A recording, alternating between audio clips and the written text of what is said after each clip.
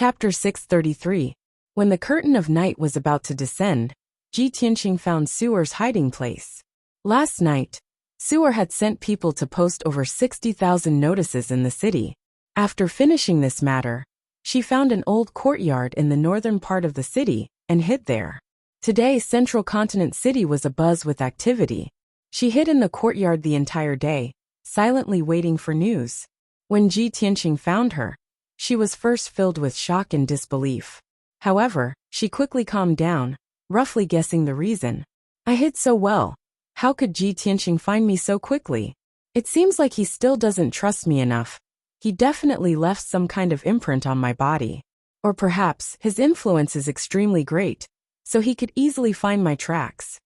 Regardless of the result, it made Suer feel a bit of restraining fear towards Ji Tianqing's methods. Ji Tianqing saw that her attitude was a bit vigilant and restraining fear, so he went straight to the point. Miss Suer, you've done very well.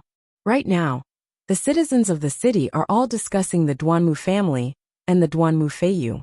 You've already fulfilled your promise, so it's not convenient for you to continue staying in Central Continent City. The Duanmu Feiyu will quickly find out that it was you who did it. When the time comes, they will definitely hunt you down and kill you. However, don't worry. I will think of a way to send you out of the city to a safe place. Suer was also secretly thinking about how to quietly escape Central Continent City. When she heard Ji Tianqing say this, she hurriedly bowed and expressed her thanks. For Suer to be able to receive young Master Ji's help, I am already endlessly grateful. Now that young Master Ji has helped Suer like this, Suer is truly grateful. But I am unable to repay you. Ji Tianqing waved his hand, indicating that she didn't need to say any more. Then, he used a secret technique to change her facial features and appearance. After changing her appearance, Suer changed into a cotton dress and hairpin. Her entire temperament completely changed. Even those who knew her wouldn't be able to recognize her that easily.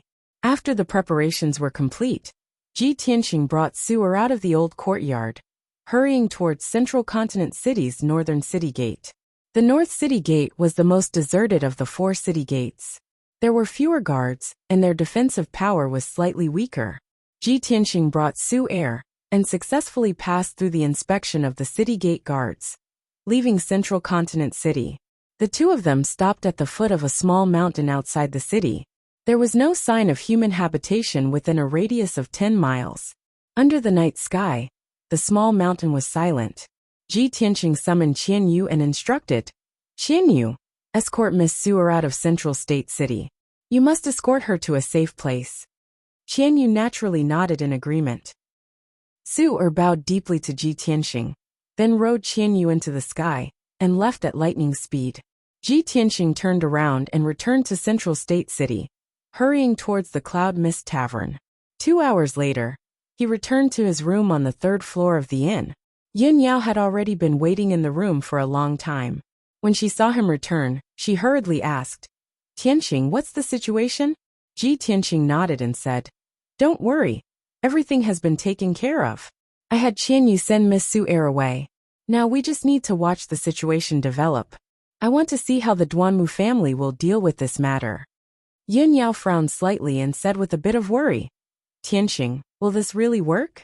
Although the common people in the city are discussing spiritedly and spreading many rumors, damaging the Duanmu family's reputation, the Duanmu family will definitely suppress the matter. But the Duanmu clan will definitely think of a way to suppress the storm. At most, Duanmu Feiyu will be punished, but he won't suffer too much loss. Ji Tianqing shook his head. He looked at her and said with a certain tone, Yao Yao, the Duanmu family will definitely suppress the rumors and won't let the common people stir up any trouble. However, this time, the Duanmu Feiyu will definitely not have it easy. He wantonly embezzled the Duanmu family's assets. Even if the Duanmu Huang turns a blind eye and doesn't punish him, what about Duanmu Yulong's mother? As the saying goes, a mother's status depends on her son. The first madam relied on her son, Duanmu Yulong, to sit firmly in the position of the Duanmu family's matriarch. Now that Duanmu Yulong is dead, Duanmu Feiyu is happy and wants to replace Duanmu Yulong's position. How can the first madam swallow this anger? whether it's for her own position or to vent her anger. The first madam will not let the Duanmu Feiyu go. After listening to his analysis, Yun Yao nodded in agreement. Yes, that's true. Actually, it's not just the Duanmu family. All the great families have this kind of problem. In order to fight for power and fame, brothers turn against each other, and the madams of each branch scheme against each other. Even the maids and servants have to form cliques and suppress each other. Speaking of this, Yun Yao's tone was a little emotional. It seemed like she was deeply touched. Ji Tianqing looked at her and asked with concern, "What's wrong? Could it be that you also have this kind of trouble in Cloud Soul Palace?" Yun Yao nodded and said, "Cloud Soul Palace is not an immortal's cave abode. Of course, it's not an exception. However, I have always kept a respectful distance from scheming against each other. Those things are handled by my mother. Also, I rarely stay in Cloud Soul Palace. None of the children of the same generation have bad blood with me. At least, no one dares to scheme against me." Ji Tianqing smiled and said in a playful tone, "Don't worry. If anyone dares to scheme against you, I will settle the score with them one by one." Yun Yao rolled her eyes at him. Don't bother with these trivial matters. You can't delay your cultivation. Right. What do you plan to do next? Ji Tianqing stopped joking and said seriously, "I will continue to stay in the city and observe the situation. At the same time, I will also gather information. As for the next step, I will have to see how the Duanmu family reacts. However, Yao Yao, you have to return to the monarch residence. You can't move with me anymore. After all, you represent Cloud Soul Palace. If your identity is exposed, Cloud Soul Palace will be dragged in."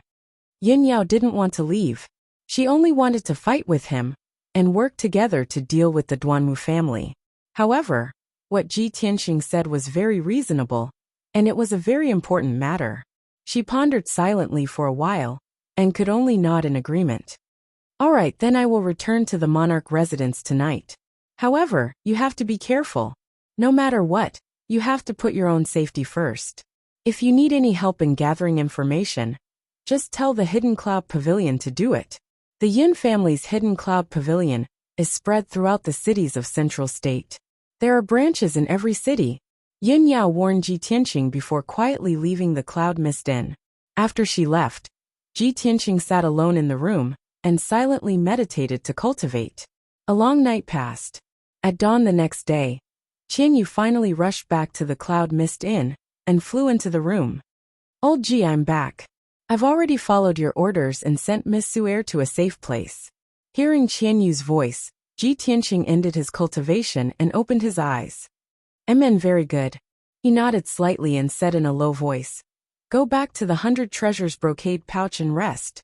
I want to gather information about the Duanmu family's movements before I decide what to do next." Chapter 634. In the depths of the Manga Forest. 100 miles to the north of Greenwood City, there was a towering mountain thousands of feet high. The Duanmu family's mansion was located at the peak of the mountain, hidden by the clouds and mist. There were more than a dozen ancient and majestic palaces, and rows of exquisite and elegant buildings on the mountain peak. The Greenwood Palace facing the plaza at the peak of the mountain was the Duanmu family's main palace and meeting hall. Every time Duanmu Huang discussed important matters with the elders and attendants, they would hold a meeting in the main hall of the Greenwood Palace. It was early in the morning, and there were more than a dozen Duanmu family experts in the main hall. They were discussing an important matter. Sitting on the main throne in the main hall was a skinny middle-aged man with a goatee. He was the family head Duanmu Huang. Duanmu Huang was silent, but his face was gloomy, and there was a hint of anger between his brows. There were 12 experts standing on both sides of the main hall. They were the Duanmu family's elders and leaders. In addition, there was a handsome young man with red lips and white teeth. He was kneeling in the middle of the main hall. This young man was Duanmu Feiyu. The atmosphere in the main hall was a bit stifling, just like the hazy sky outside.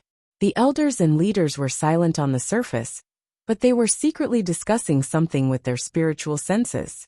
At this time, Duanmu Huang picked up a notice with over 1,000 words on it from the table in front of him. He waved his hand and threw it at Duanmu Feiyu. Swoosh! The light yellow paper landed in front of Duanmu Feiyu and spread out on the ground. The scarlet words on the paper were clear. Duanmu Huang frowned and slammed the table with a face full of anger. He shouted in a deep voice, "You bastard, look at the stupid things you've done." In one night, tens of thousands of notices appeared out of thin air in Central State City, covering the streets and alleys. Now all the people in the city are talking about you, and all the powers are rejoicing in your misfortune. Who knows how many people are laughing at our Duanmu family? You unfilial son, do you want to anger me to death? Duanmu Feiyu was scolded harshly, but he was full of grievances and tried his best to defend himself. Father, how can you believe in this kind of baseless rumor and slander? Our Duanmu clan is a big tree that attracts the wind, attracting the covetous eyes of countless opponents and enemies. Who would have thought that the opponent this time would be so despicable? To actually use such a despicable method that only mortals would use. Before he could finish, Duanmu Huang shouted again, "Shut up! You bastard! Don't you know what you've done wrong? Your elder brother was killed by Ji Tianxing, and his corpse hasn't even turned cold yet. You haven't even taken your revenge, yet you're indulging in debauchery outside. Where's your decency?" Duanmu Feiyu hurriedly explained, "Father, big brother was killed, and I hated that little bastard Ji Tianxing very much. I wished I could cut him into pieces. But didn't you hand this matter over to the elders to handle? I'm weak and can't help, so I can only focus on running the business. It's inevitable that I have to drink and discuss business with others." Duanmu Huang frowned and didn't want to delve into this matter. He asked again, "Then how do you explain the matter of you filling your own pockets and embezzling the clan's property?" Duanmu Feiyu of course refused to admit it and evaded all the blame. "Father, as the second young master of the Duanmu clan, how could I do something like embezzlement and embezzle the clan's property? These were all made up by those despicable people to deliberately slander me and tarnish the Duanmu clan's reputation. How can you believe?" Before Duanmu Feiyu could finish, a clear and dignified voice suddenly came from the entrance of the main hall. "Shut up." Hearing this voice, Duanmu Huang and his son, as well as the elders and managers, all turned to look at the entrance of the main hall. Two graceful silhouettes stepped through the door and walked into the hall. The first to enter the main hall was a woman wearing a long brocade dress with a jade hairpin and a golden crown. She looked like she was in her 30s. She had a beautiful face and a graceful temperament. She had a dignified aura that came from someone who had been in a high position for a long time. She was Duanmu Yulong's birth mother, Duanmu Huang's first wife. Behind the first wife was a tall and beautiful woman in a green robe with a fierce aura. She had the strength of Sky Origin Stage, and was the first wife's personal maid, her confidant. The first wife walked into the main hall with a graceful posture. Her exquisitely made-up face was filled with sorrow and pain. She walked to the middle of the main hall, and bowed to Duanmu Huang. She said in a sorrowful voice, "Master, Feiyu has gone too far this time. It's too disappointing. Yulong's body is not cold yet, but instead of avenging his brother, he clapped his hands and cheered. He's even happier than our enemies. As a disciple of the Duanmu clan, he didn't serve the clan loyally, and even embezzled the clan's property. This is simply lawless. In the past you were merciful and forgiving to him, so be it. But this time, no matter what, you can't tolerate him anymore." The first wife's face was as cold as ice. Her voice was cold and dignified. She had the aura of a master's wife. The elders and the people in charge all had different thoughts. After hearing the first wife's words, some people immediately nodded in agreement and asked Duanmu Huang to severely punish Duanmu Feiyu as a warning to others. Duanmu Huang suddenly had a headache. He frowned and said in a deep voice, "Madam, I am discussing this matter with the elders. It's not convenient for you to participate. Quickly leave." Duanmu Feiyu was also filled with anger. He was so angry that the veins on his forehead bulged. He wanted to strangle the first wife. However, in front of Duanmu Huang and the elders, he didn't dare to show any anger or hatred. He could only pray in his heart that his father would chase the first wife away, so that she wouldn't stir up trouble here. However, how could the first wife be willing to leave? She looked at Duanmu Huang with disappointment and said in a sorrowful voice, "Master, Are you really going to protect Duan Mufeiyu? It's just as the rumors say. After Yulong passed away, you will have to find another successor. I, as the master's wife, will become dispensable. Since that's the case, why don't you just give the order to demote me to a concubine and promote the second wife to the master's wife? The first wife's tone was truly heartbroken and disappointed. She looked as if she had nothing left to live for. Duan Mu Huang immediately frowned and shouted in a deep voice, "Nonsense! This matter hasn't been investigated yet. I am discussing it with the elders. Why are you interfering?" He looked at the first wife's servant and ordered, "Qing Zhu, immediately take the first wife back to her room to rest." However, Qing Zhu was unmoved.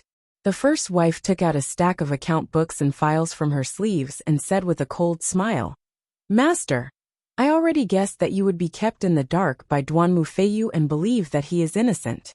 Therefore, I have already sent people to investigate the evidence of Duan Mufeiyu embezzling the family's properties. There were 6 books of accounts and files. Every single property that Duan Mufeiyu had embezzled over the past few years was recorded clearly in the books." Chapter 635. When First Madam's voice fell, the entire hall fell silent. Everyone's expression changed as they looked at First Madam with complicated expressions. Duan Mu Huang's brows were tightly knitted together as he stared at the account books and files on the table. He didn't reach out to take them. He understood First Madam's personality and methods very well, since she had boldly barged into the hall and dared to take out the evidence in front of everyone. She must have absolute confidence. He didn't need to look at the account books and files to know that there must be irrefutable evidence. It was obvious that First Madam had seized this opportunity and wouldn't give Duan Mufeiyu a chance to turn the tables.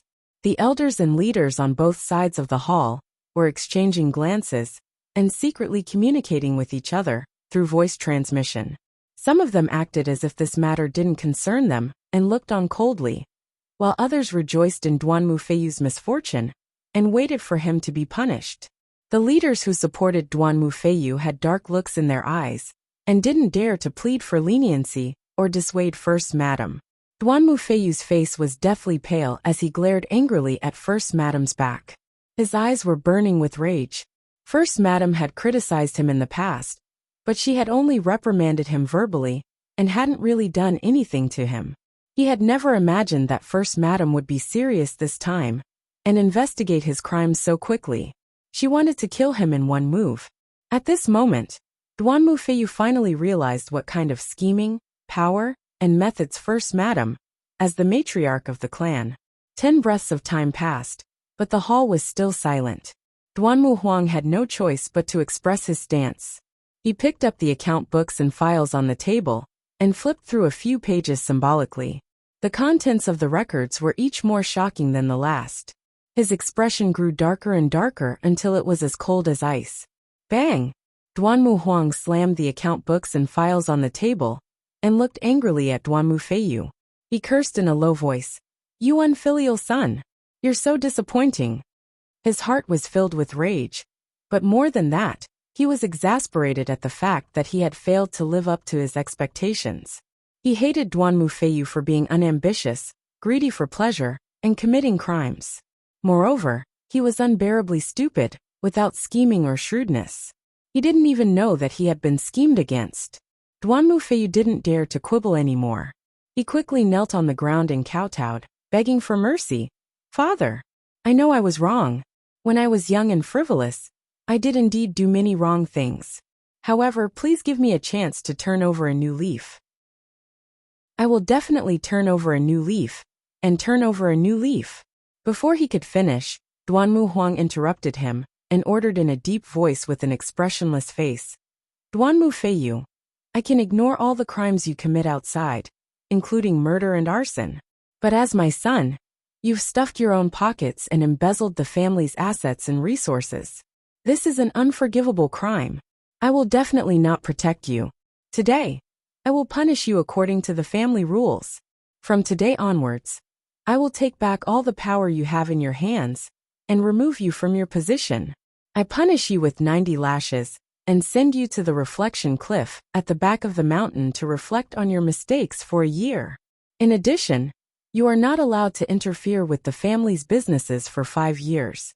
After announcing the punishment, Duanmu Huang stared at Duanmu Feiyu and shouted with a dignified expression, "Later, you will go to the punishment hall to receive your punishment. If you dare to complain, the number of lashes will be doubled." Duanmu Huang's punishment for Duanmu Feiyu could not be considered heavy, but neither could it be considered light. 90 lashes, 1 year of reflection, 5 years of not being allowed to interfere with the family's businesses. These were all insignificant punishments. The real punishment that caused Duanmu Feiyu to fall from the clouds to the abyss and lose his power and status was the removal of his position and power. In the past, he was the second young master of the Duanmu family and controlled the businesses of more than 20 cities. He had great wealth and power in his hands, and many powerful people under his command.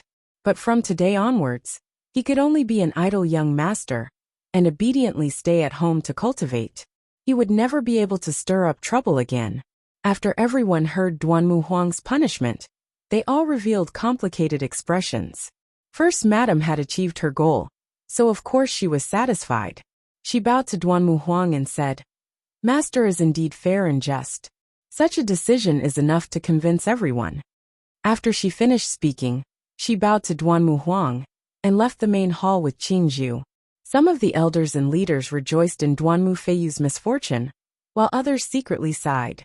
However, no one dared to oppose Duanmu Huang's decision, and no one pleaded for Duanmu Feiyu.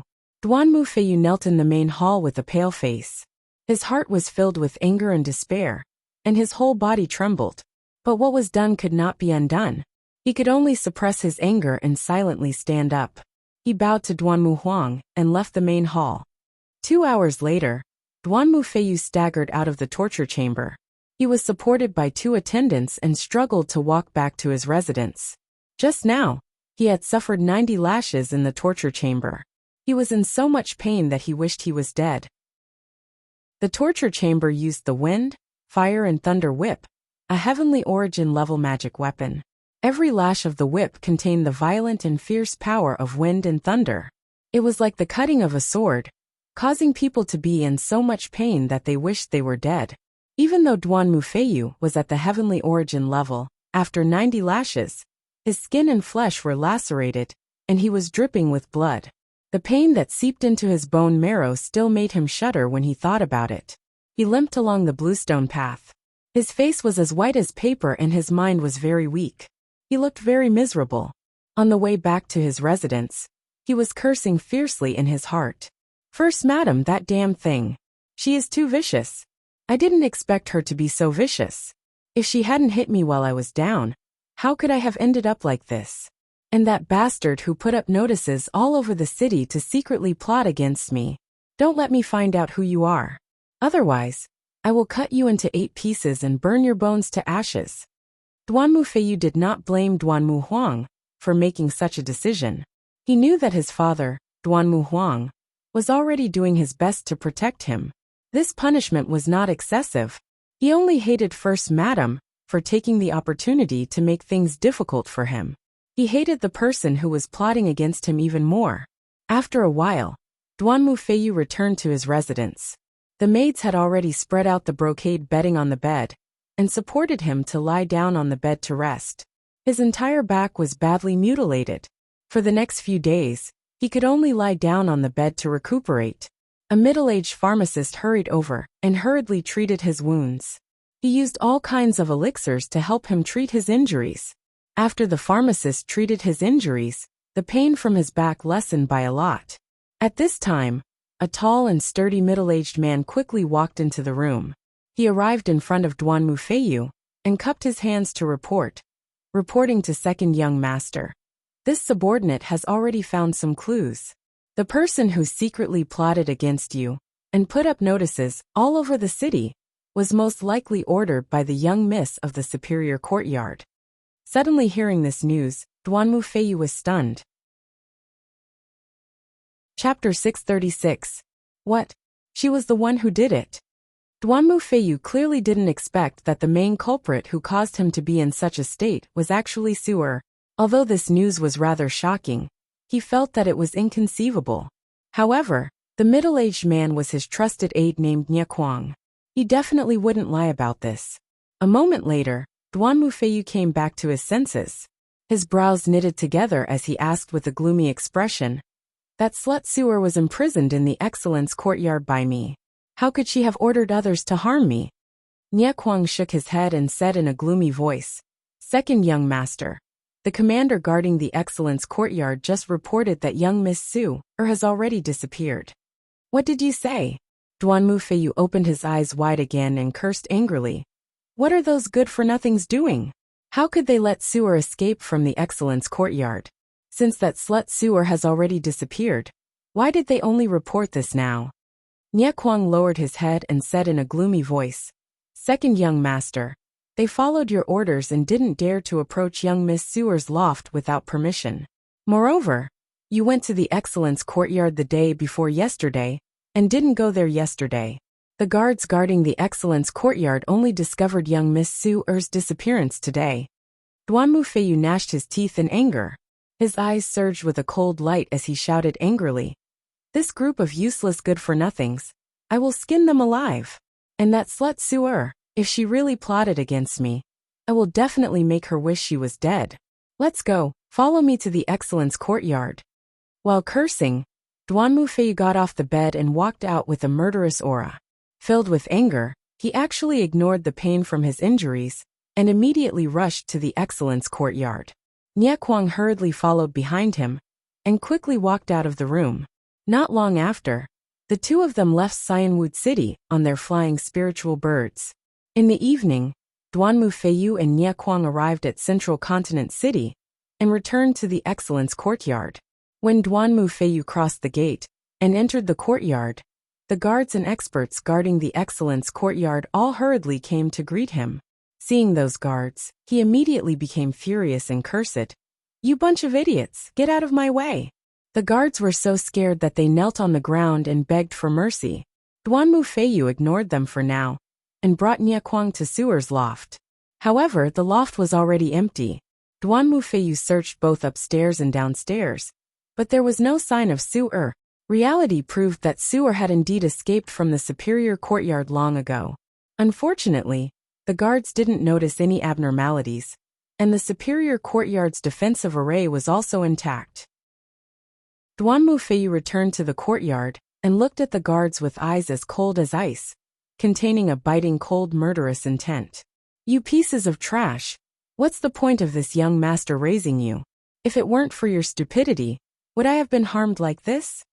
Duan Mufeiyu cursed a few times with a venomous tone, then ordered Nie Kuang behind him. "This young master doesn't want to see these damned pieces of trash again. Kill them." Following his words, Nie Kuang's entire body burst forth with cold murderous intent, and he expressionlessly pounced on the guards. Those guards were immediately scared out of their wits. Some wept bitterly and begged for mercy, some fled in horror, and some resisted in despair. However, these guards were only at the origin core stage. How could they block Nie Kuang, who was at the 4th level of Sky Origin stage? Following a series of muffled bangs and screams, several corpses immediately appeared in the courtyard. Several pools of blood and severed limbs were scattered on the ground, and the air was filled with the thick stench of blood. The remaining guards who fled in panic didn't manage to escape from the superior courtyard. After all, the entire courtyard was enveloped by the Sky Origin Great Formation. They simply couldn't escape. The commotion and aftermath of the battle in the courtyard also wouldn't spread. Not long after, Nie Kuang killed all the guards and returned to Duan Mufeiyu's side, his body covered in blood. "Second young master, everything has been taken care of." Nie Kuang cupped his hands in salute and reported in a low and cold voice. Duan Mufeiyu didn't pay attention to him. His eyes were gloomy as he looked outside the gate, and the corners of his mouth hooked up into a cold smile. He muttered to himself, "Su'er, that bitch, so what if she escaped from the superior courtyard? Did she really think she could escape from this young master's palm?" After he finished speaking, he waved his hands and used a secret technique to sense the aura and location of the Golden Moon magical bracelet. After about half an hour, Duanmu Feiyu found the result of his probing and immediately revealed a trace of murderous intent. Humph! You actually escaped from Continent Center City? Since you've already chosen a place to bury your bones, this young master will send you to your death. After he finished speaking, Duanmu Feiyu left the superior courtyard with Nie Kuang and rushed as fast as lightning to the southern city gate. After an hour, the two of them passed through the city gate and left Continent Center City, continuing to fly towards the mountain range in the south. Duanmu Feiyu had just discovered that the aura of the Golden Moon magical bracelet was in a mountain range in the southern suburbs of Continent Center City. The two of them flew for 50 li in the mountain range and arrived at the peak of a 1,000-zhang tall mountain. Duanmu Feiyu stood in the sky, looking down at the majestic mountain below, and coldly shouted, "It's here!" He landed on the mountain peak with Nie Kuang, and once again used a secret technique to search for traces of the Golden Moon magical bracelet. After 100 breaths of time, Duanmu Feiyu sensed the exact location of the Golden Moon magical bracelet. It was about 2 li in front of him. He hurriedly rushed over with Nie Kuang. Whoosh! Whoosh! The two of them passed through the forest as fast as lightning, and after flying for 2 li, they arrived at the cliff of the mountain peak.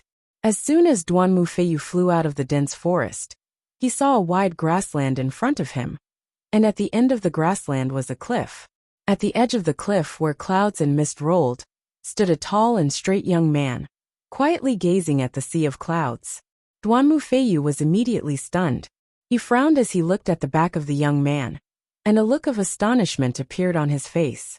He clearly sensed that the aura of the Golden Moon magical bracelet was coming from that white-robed young man. However, he didn't recognize that white-robed young man, and he also didn't understand why the Golden Moon magical bracelet wasn't with Su'er. At this moment, the white-robed young man turned around, and a cold smile appeared on his handsome face.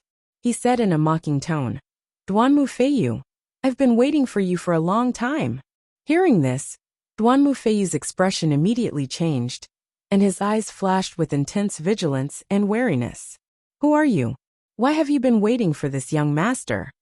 The cold smile on the white-robed young man's face became even more playful. A golden light flashed in his palm, and a dark golden bracelet appeared.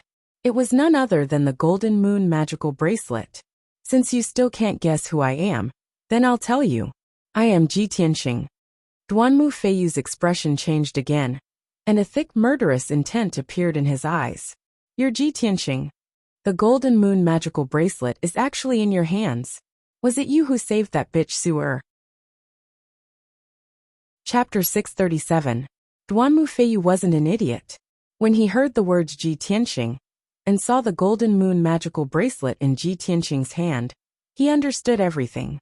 Previously he was still very doubtful.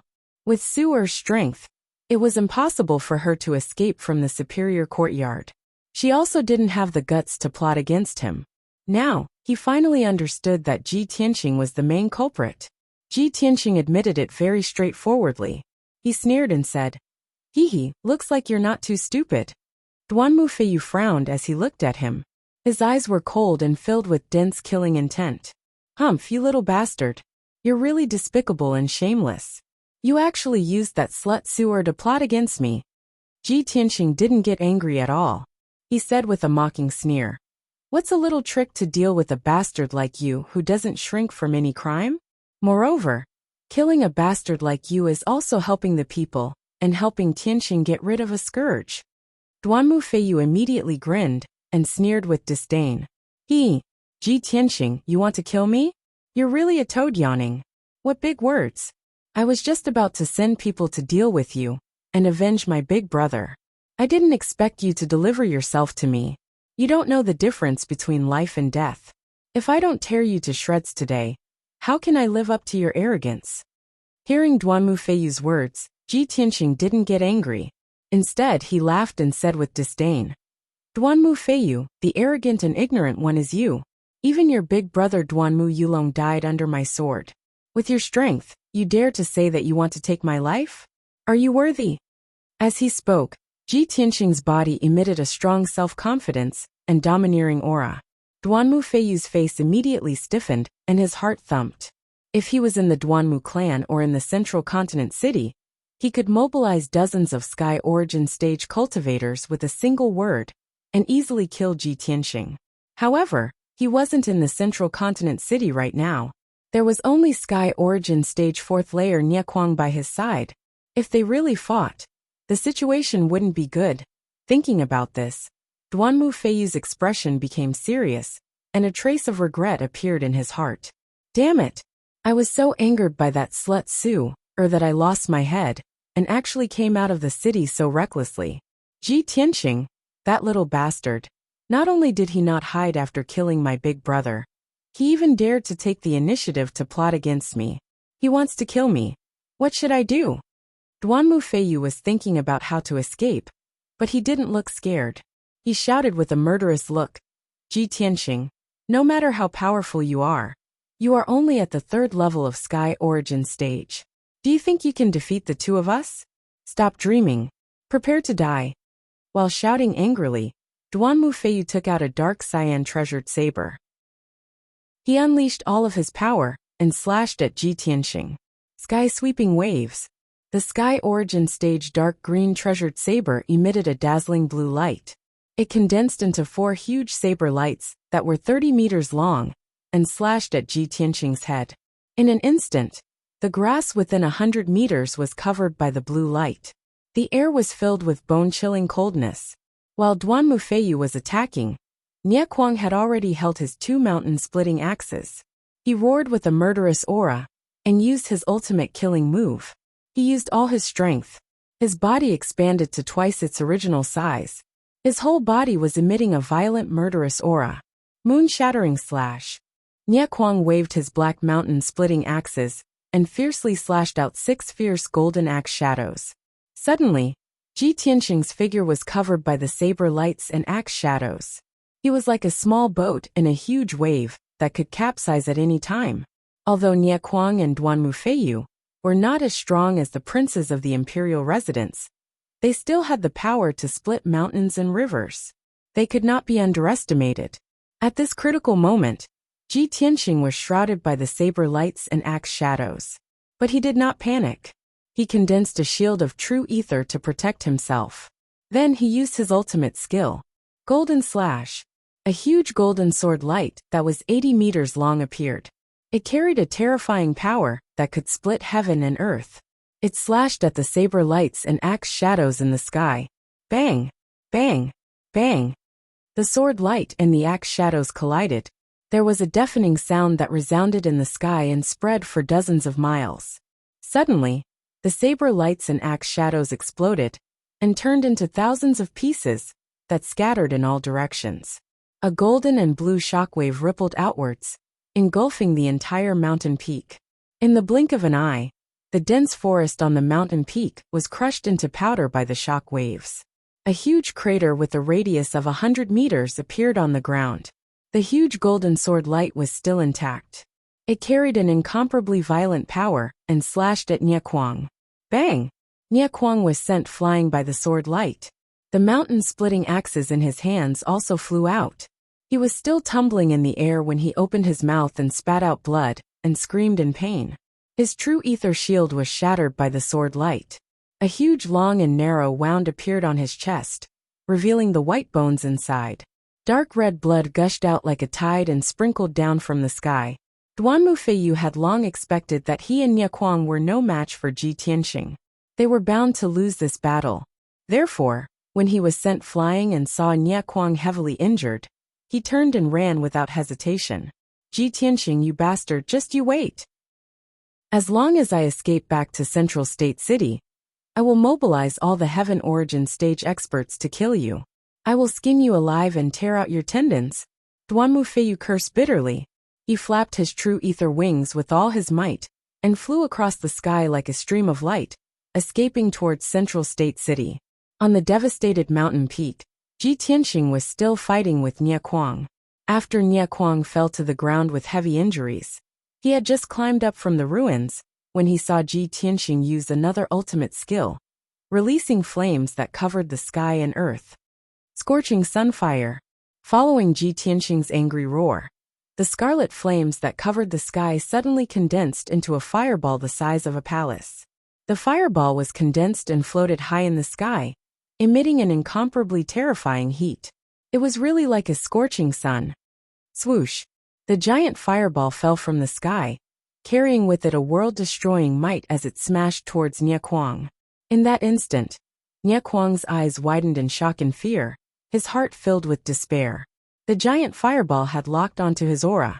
No matter where he ran, it would definitely catch up to him. Moreover, he had no chance to escape or dodge. In this moment of life and death, Nie Kuang erupted with a strong will to live and desperately urged his true ether to form a shield. Bang! In the next moment, a huge fireball that was as hot as the sun came crashing down and smashed into him, smashing him into the ruins. An earth-shaking explosion spread out for dozens of miles, fiercely reverberating through the mountains. The entire 10,000-foot-tall mountain peak was blasted apart, collapsing with a loud bang and sending dust into the air. Chapter 638. Nie Kuang was only Duanmu Feiyu's trusted guard, an ordinary cultivator of the 4th level of Sky Origin stage. Even Duanmu Yulong couldn't block Ji Tianxing's attack. How could he survive? When the blazing sun flame shattered the entire mountain, Nie Kuang was also blasted into pieces and burned to ashes. He only managed to withstand 2 moves from Ji Tianxing before he was completely killed. The loud explosion was still echoing. Dust was still flying in the air. The raging fire covered an area of 10 miles and dyed half of the sky red. By this time, Ji Tianxing had left the fire and the ruins. He flapped his golden wings and flew across the sky like a shooting star, chasing after Duanmu Feiyu. Duanmu Feiyu had just flown 10 miles away and was feeling lucky. Luckily, I was prepared. I retreated in time. Otherwise, I would have been killed by Ji Tianxing. Nie Kuang being killed is nothing. I just hope he can stall Ji Tianxing for a while and buy some time for me. As this thought flashed through his mind, a dazzling golden light suddenly flew over his head. Swoosh! That golden light was extremely fast. In the blink of an eye, it was more than 1,000 meters away from him and stopped in the sky. A tall and straight figure in a white robe appeared. Duanmu Feiyu's face froze, and his heart sank to the bottom. Ji Tianxing, that little bastard. How can he be so fast? Where is that trash Nie Kuang? Was he killed by Ji Tianxing? Duanmu Feiyu was terrified. He had no choice but to stop and stare at Ji Tianxing with an ugly face. Ji Tianxing stood in the sky 200 meters away from him. He sneered and said, Duanmu Feiyu, since I have lured you out, I will not let you go back. Don't dream of going back to the city to get reinforcements. Just accept your death obediently. Duanmu Feiyu's brows were tightly knitted. There was some fear in his heart as he shouted, Ji Tianxing, although you killed my big brother, I have no enmity with you. Why do you want to kill me?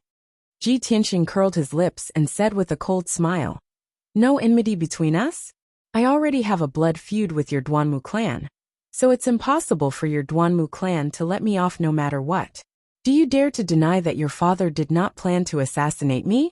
Moreover, even if there is no enmity between us, I will still kill you. Just treat it as a punishment for evil, and on behalf of Tianxing. Duanmu Feiyu was immediately filled with grief and indignation. She was so angry she almost spat out blood. Ji Tianxing, this place is only 30-something li away from Central State City. If you dare kill me, you will definitely alarm countless experts in the city. By then, when the experts of my Duanmu clan arrive, you will be dead for sure. Ji Tianxing sneered coldly. Ha! Ha! Since you still want to be lucky and wait for the experts of your Duanmu clan to come and save you, why don't we give it a try? I will let you know that even if the experts of your Duanmu clan come to save you, it will be useless. Nobody will be able to save you. As he spoke, his body was glowing with golden light. Sword intent shot up to the sky as he was about to launch an attack. Duanmu Feiyu was completely helpless. Her heart was filled with despair. He knew clearly that even if the Sky Origin stage cultivators of Central State City were alerted and came to his rescue, it would still take some time. Whether he could survive until the experts of the Duanmu clan came to his rescue was the key to his survival. However, the answer was obvious. Even Nye Kuang, who was at the 4th level of Sky Origin stage, was killed in 2 moves. How could he survive for long? Thinking of this, Duanmu Feiyu was filled with anxiety and grief. She could only try her best to stall for time and find a way to survive. Ji Tianxing, don't kill me. Stop it. He hurriedly waved his hand and shouted for Ji Tianxing to stop. Enduring the humiliation, he surrendered to Ji Tianxing. Ji Tianxing, I know that the reason why you are doing this is because you want to deal with the Duanmu clan. I have no enmity with you. Even if you kill me, you won't gain anything. As long as you are willing to let me live, I will follow your orders and do as you say. When Ji Tianxing heard Duanmu Feiyu's words, he immediately revealed a cold and disdainful smile. Duanmu Feiyu, don't say such nonsense that is used to coax a 3-year-old child. What a disgrace. If I spare your life, you will immediately gather a large number of experts to deal with me when you return to Central State City. How would you listen to my orders? Duanmu Feiyu's expression changed. He swallowed the second half of his sentence. Ji Tianxing was right. That was exactly what he planned to do. Begging for mercy was only a temporary measure. As long as he returned to Central State City, he would definitely crazily retaliate against Ji Tianxing. Duanmu Feiyu's lie was instantly seen through by Ji Tianxing. He hurriedly explained, Ji Tianxing, I can tell you a secret of the Duanmu clan to show my sincerity in begging for mercy. This information is a core secret of our Duanmu clan. Only a few people know about it. Hearing his words, Ji Tianxing lowered his hands as expected. His eyes indifferently looked at him. Duanmu Feiyu saw that there was hope. Ji Tianxing was indeed interested in this matter, so he thought that there was still room for negotiation. Thus, he said in a low and solemn voice, Ji Tianxing, although I don't know which power is backing you, I can tell you this clearly. However, I can clearly tell you that the strength of our Duanmu clan is far beyond your imagination.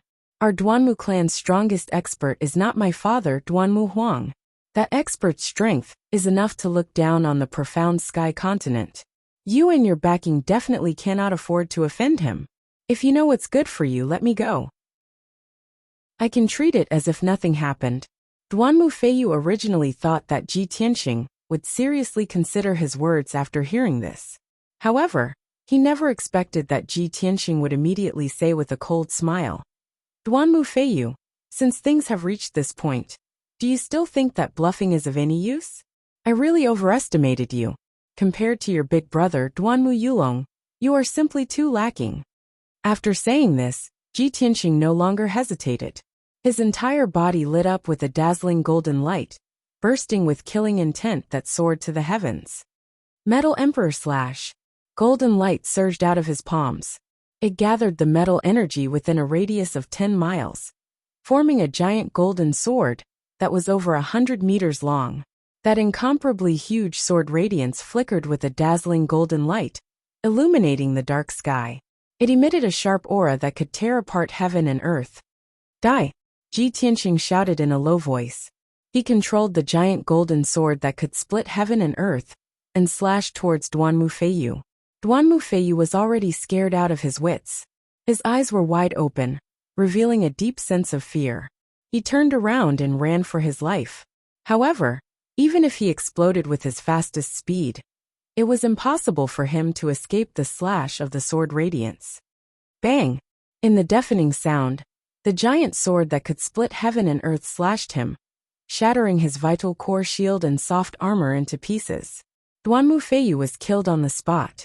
A huge wound split open on his chest, and dark red blood gushed out. His corpse fell from the sky, and was about to hit the ground below. However, Ji Tianxing had already shot out a giant golden hand and caught his corpse. Chapter 639. Ji Tianxing carried Duanmu Feiyu's corpse and flew across the dark sky as fast as lightning, leaving the southern outskirts mountain range. He did not return to Central State City. Instead, he rode Qianyu and flew southeast as fast as a ray of light. At this time, some Sky Origin stage experts in Central State City noticed the commotion in the southern outskirts mountain range and hurried over. However, when they entered the southern outskirts mountain range, they could only see collapsed mountains and ruins covered in cracks. They did not know who had fought here. The night passed quickly. At dawn the next day, Ji Tianqing passed through the famous mango forest and entered Greenwood City. At this time, the sky was still dark. The entire Greenwood City was still in a deep sleep and was very quiet. Ji Tianqing crossed Greenwood City and arrived at a mountain peak 100 miles north of the city. He quietly arrived at the peak of the mountain. The Duanmu mansion at the peak of the mountain was shrouded in a thick morning fog, faintly discernible.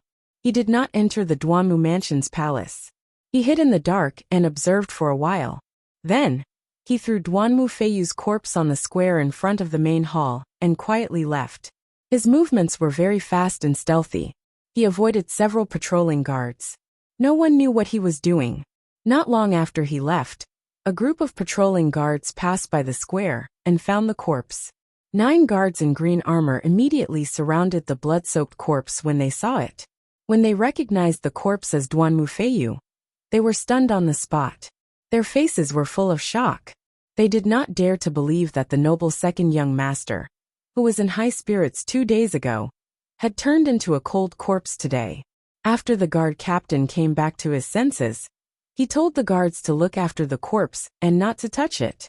He hurriedly ran into the main hall to report the news. Not long after, the guard captain guarding the Greenwood main hall was alarmed. He hurriedly led a group of guards to the square. Then, the news spread through the Duanmu mansion, waking up countless people. Cries of surprise sounded in the various palaces, breaking the silence of the morning.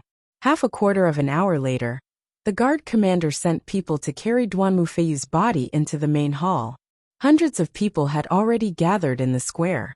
They were craning their necks to look into the hall, whispering and discussing. Inside the main hall, the Duanmu family's leaders and elders had also arrived. When they saw Duanmu Feiyu's corpse, their faces became as gloomy as ice.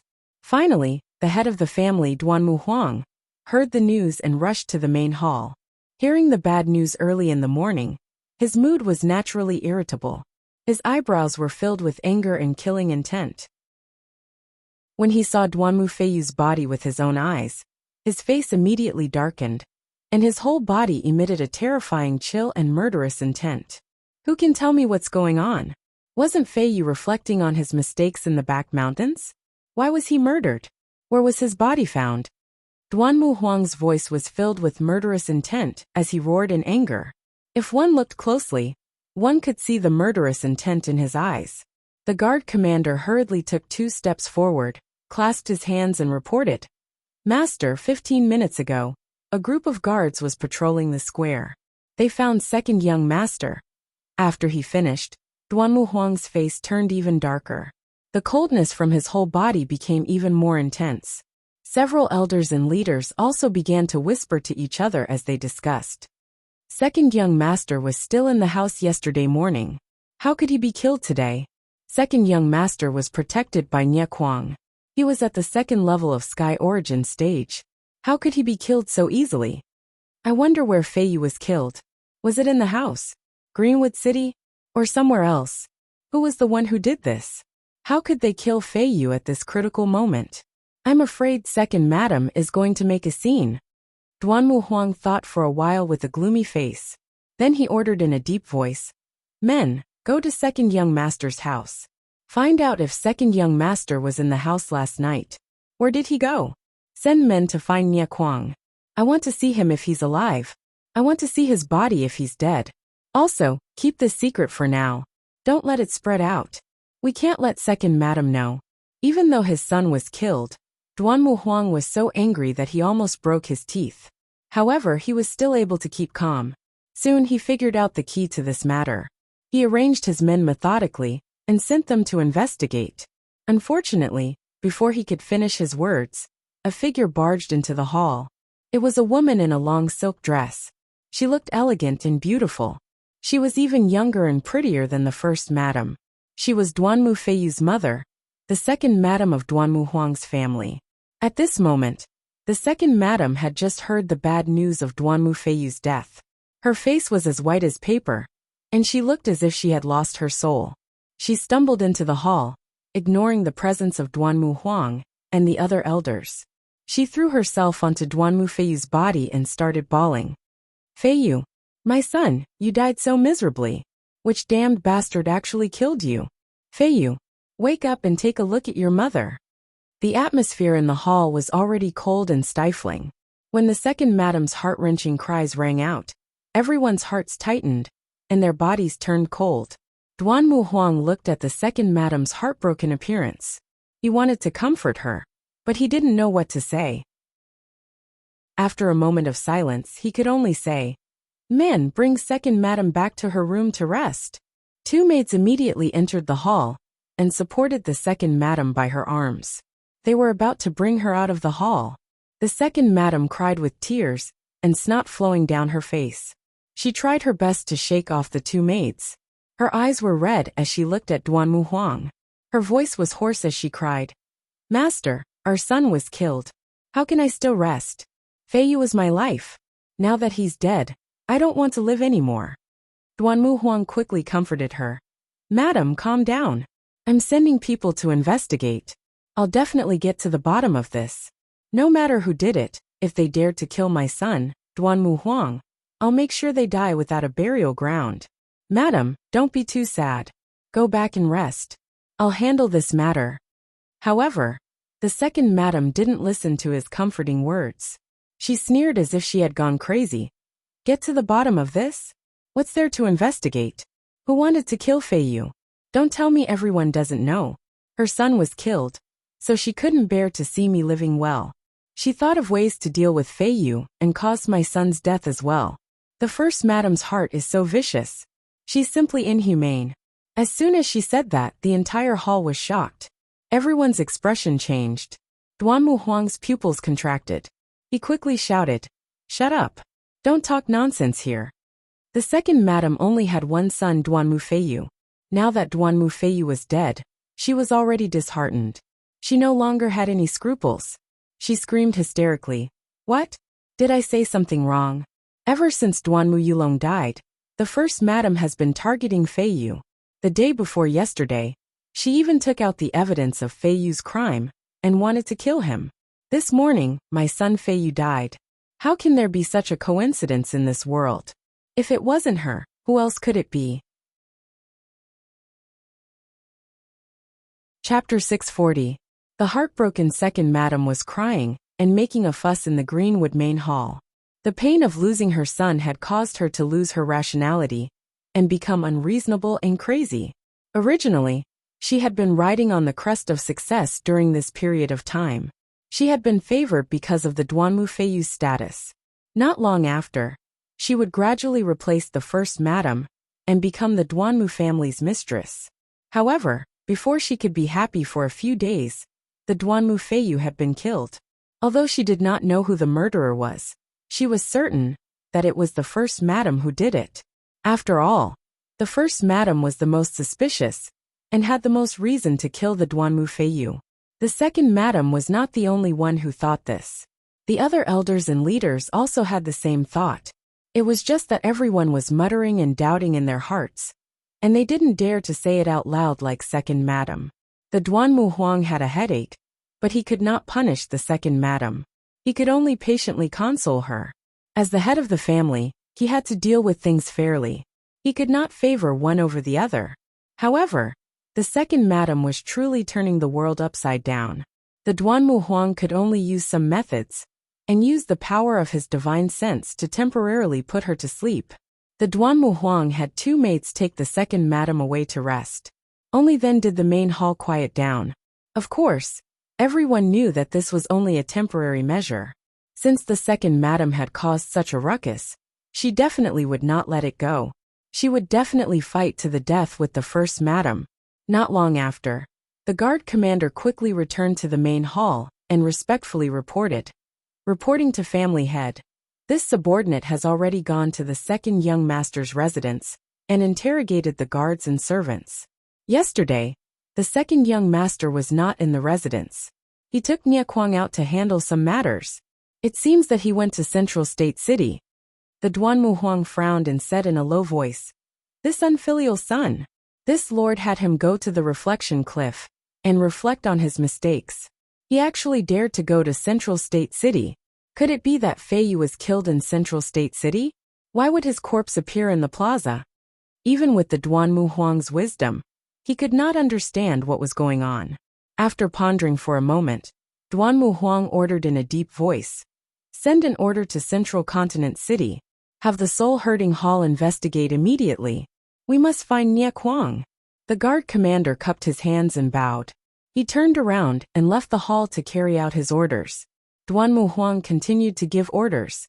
"Second elder, third elder, carry out your plan as soon as possible. You must kill that bastard Ji Tianxing as soon as possible and avenge Yulong. In a short span of 3 months, 2 of my sons were killed. This is a great humiliation to our Duanmu clan. If we don't get rid of our enemies as soon as possible, the other aristocratic families will definitely rejoice in our misfortune." The second elder and the third elder's faces were also filled with indignation. They hurriedly cupped their hands and saluted, indicating that they would definitely complete the task. After Ji Tianxing left Greenwood City, he flew across the sky at lightning speed and crossed the mango forest. Along the way, he looked down at the vast forest from high up in the sky. He saw many dangerous mountains and winding rivers. The forest that was shrouded in clouds and mist was filled with all kinds of strange flowers and fruits, as well as endless amounts of medicinal herbs. This natural herb garden, with a radius of 100,000 miles, was the biggest reason why the Duanmu clan had prospered for thousands of years. He could not help but think to himself, if there is some way to destroy this mango forest and cut off the Duanmu clan's source of medicinal herbs, it will definitely be a heavy blow to the Duanmu clan. Recently, he had been focusing on dealing with the Duanmu clan. His mind was constantly thinking about how to weaken the Duanmu clan's power. Unknowingly, 6 hours had passed and it was noon. Ji Tianxing was flying above the vast sea of clouds, crossing over a stretch of majestic mountain range.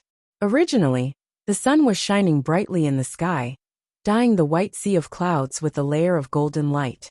However, at this moment, he realized that there was a huge black cloud high up in the sky, blocking the sunlight. The area within a radius of dozens of miles became dark. Strong winds blew in the sky, blowing the vast sea of clouds and causing them to churn violently. Ji Tianxing could vaguely sense that the air seemed to contain a trace of cold and bloody murderous aura. He immediately frowned, and a look of suspicion and wariness flashed across his eyes. Ever since he came to the Central State, he had not interacted with anyone from the Demon Clan. However, based on the experience he had accumulated in the Tianshan region, he could acutely sense that there were Demon Clan powerhouses around him. Even the huge black cloud in the sky was definitely not formed naturally. There was definitely something strange about it. As expected, just as he slowed down his flying speed and looked around, the black cloud in the sky suddenly surged.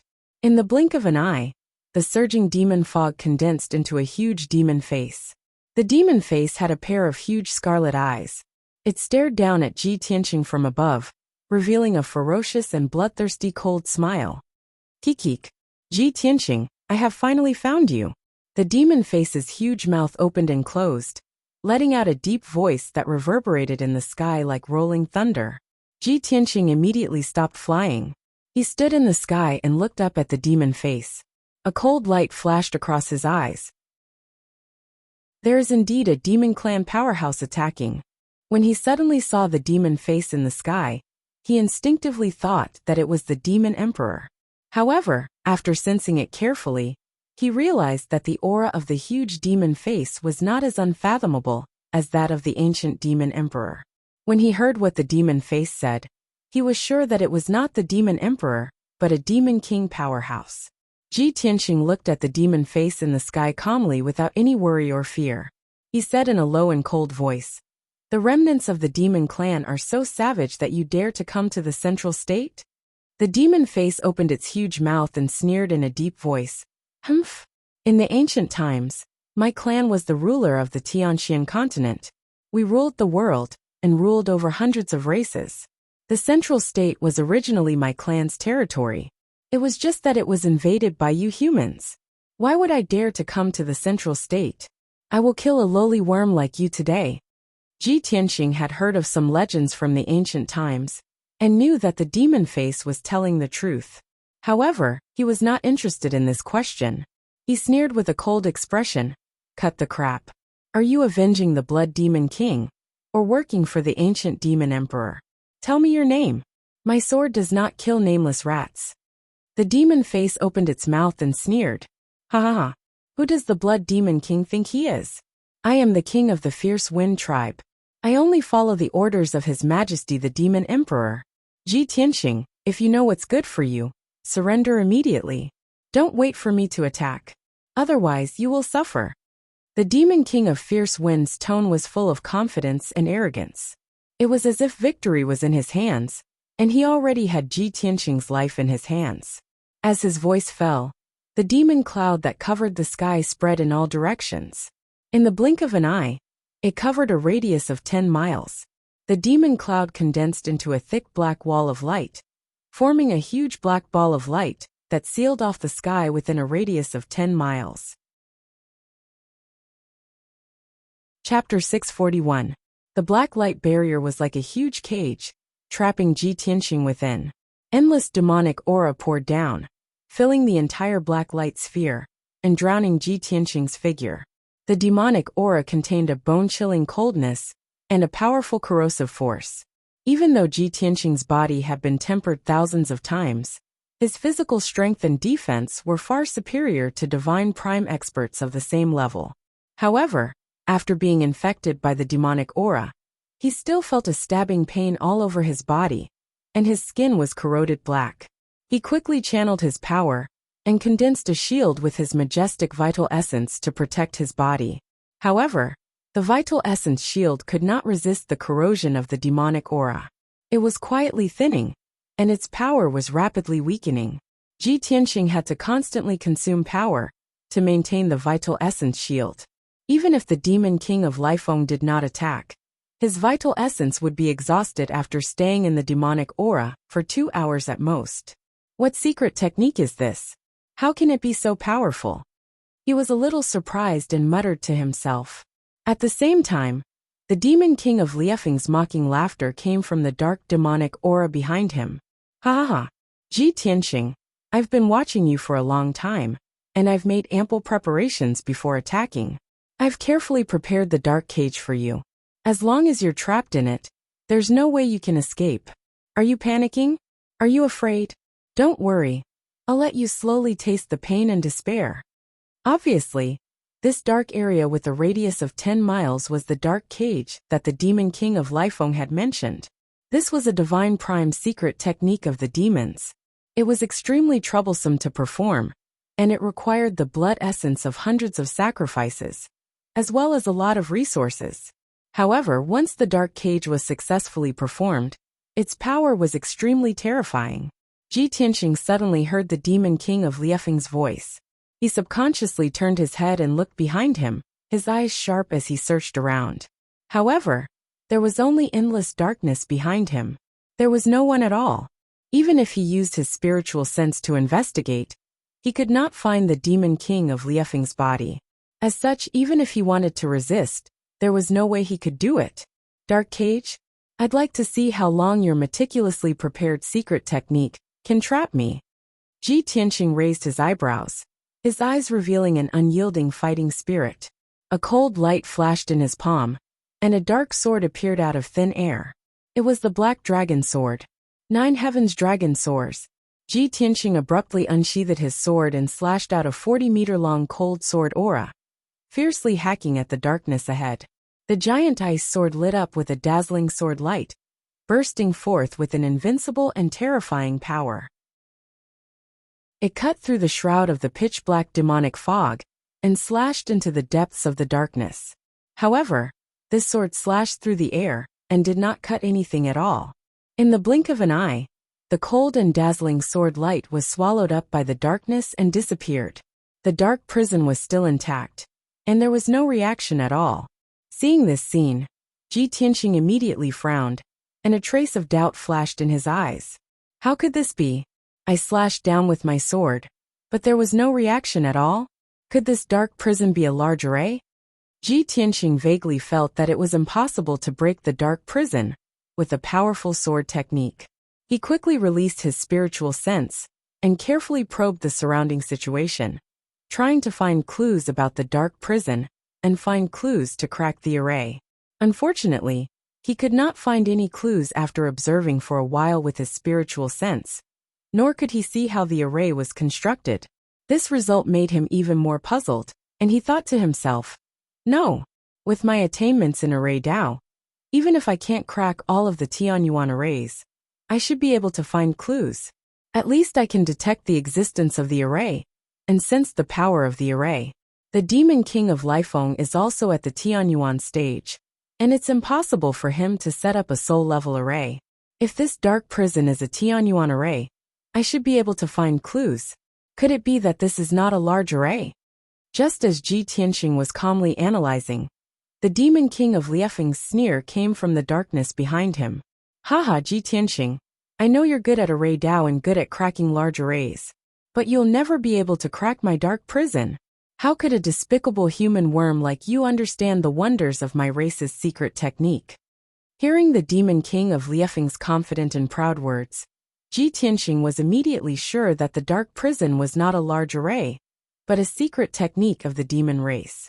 Moreover, he had been waiting for the Demon King of Lifeng to speak again. When the Demon King of Liefeng's voice sounded, he had already swung the black dragon sword at lightning speed and slashed at the darkness behind him. Swoosh! A giant golden sword appeared out of thin air, bursting with a power that could destroy everything, and slashed at the darkness 100 meters behind him. However, the darkness was empty, and there was only a large mass of dark demonic fog. The giant golden sword slashed at the mass of dark demonic fog with a muffled bang, and was soon swallowed by the boundless darkness without causing any reaction. No matter how powerful Ji Tianqing's sword technique was, it could not threaten the Demon King of Lifeng. It felt like he had punched cotton with all his strength. The Demon King of Lifeng laughed and said in a mocking and pitying tone, "Ha ha ha. You stupid worm. You actually want to take the opportunity to sneak attack me. I've already turned into infinite demonic energy and merged with the dark prison. In this dark prison, I'm the invincible ruler. Your life and death are in my hands." Ji Tianqing's face became gloomier, and the murderous aura in his eyes became more intense. He silently put away the black dragon sword and asked in a low voice, "Demon King of Lifeng, do you dare to fight me fair and square, you coward?" The Demon King of Liefeng's voice sounded in the darkness above his head.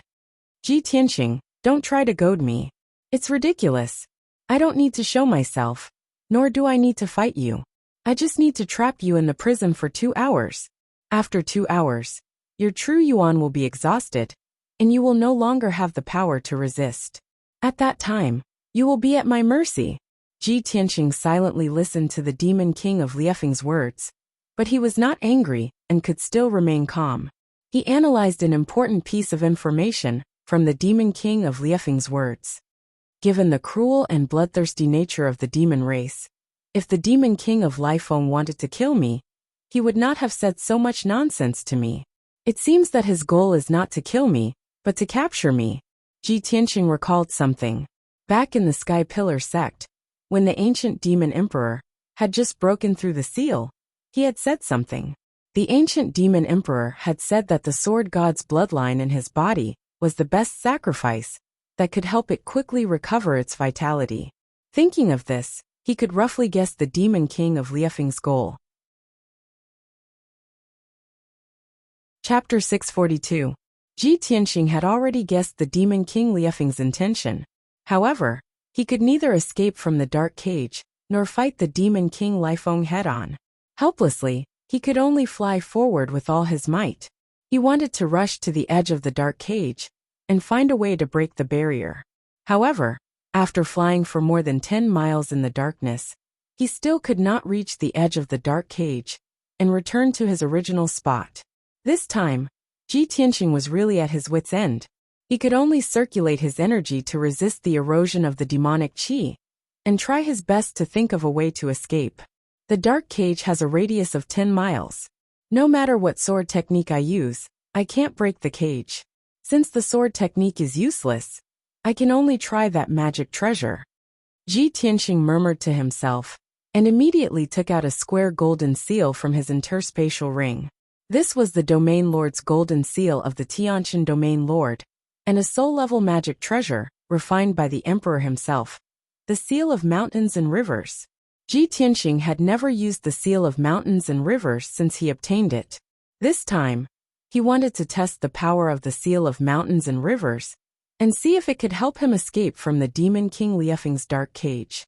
Holding the seal of mountains and rivers in his left hand, he waved his right hand with a solemn expression, and used a secret technique to control the power of the seal of mountains and rivers.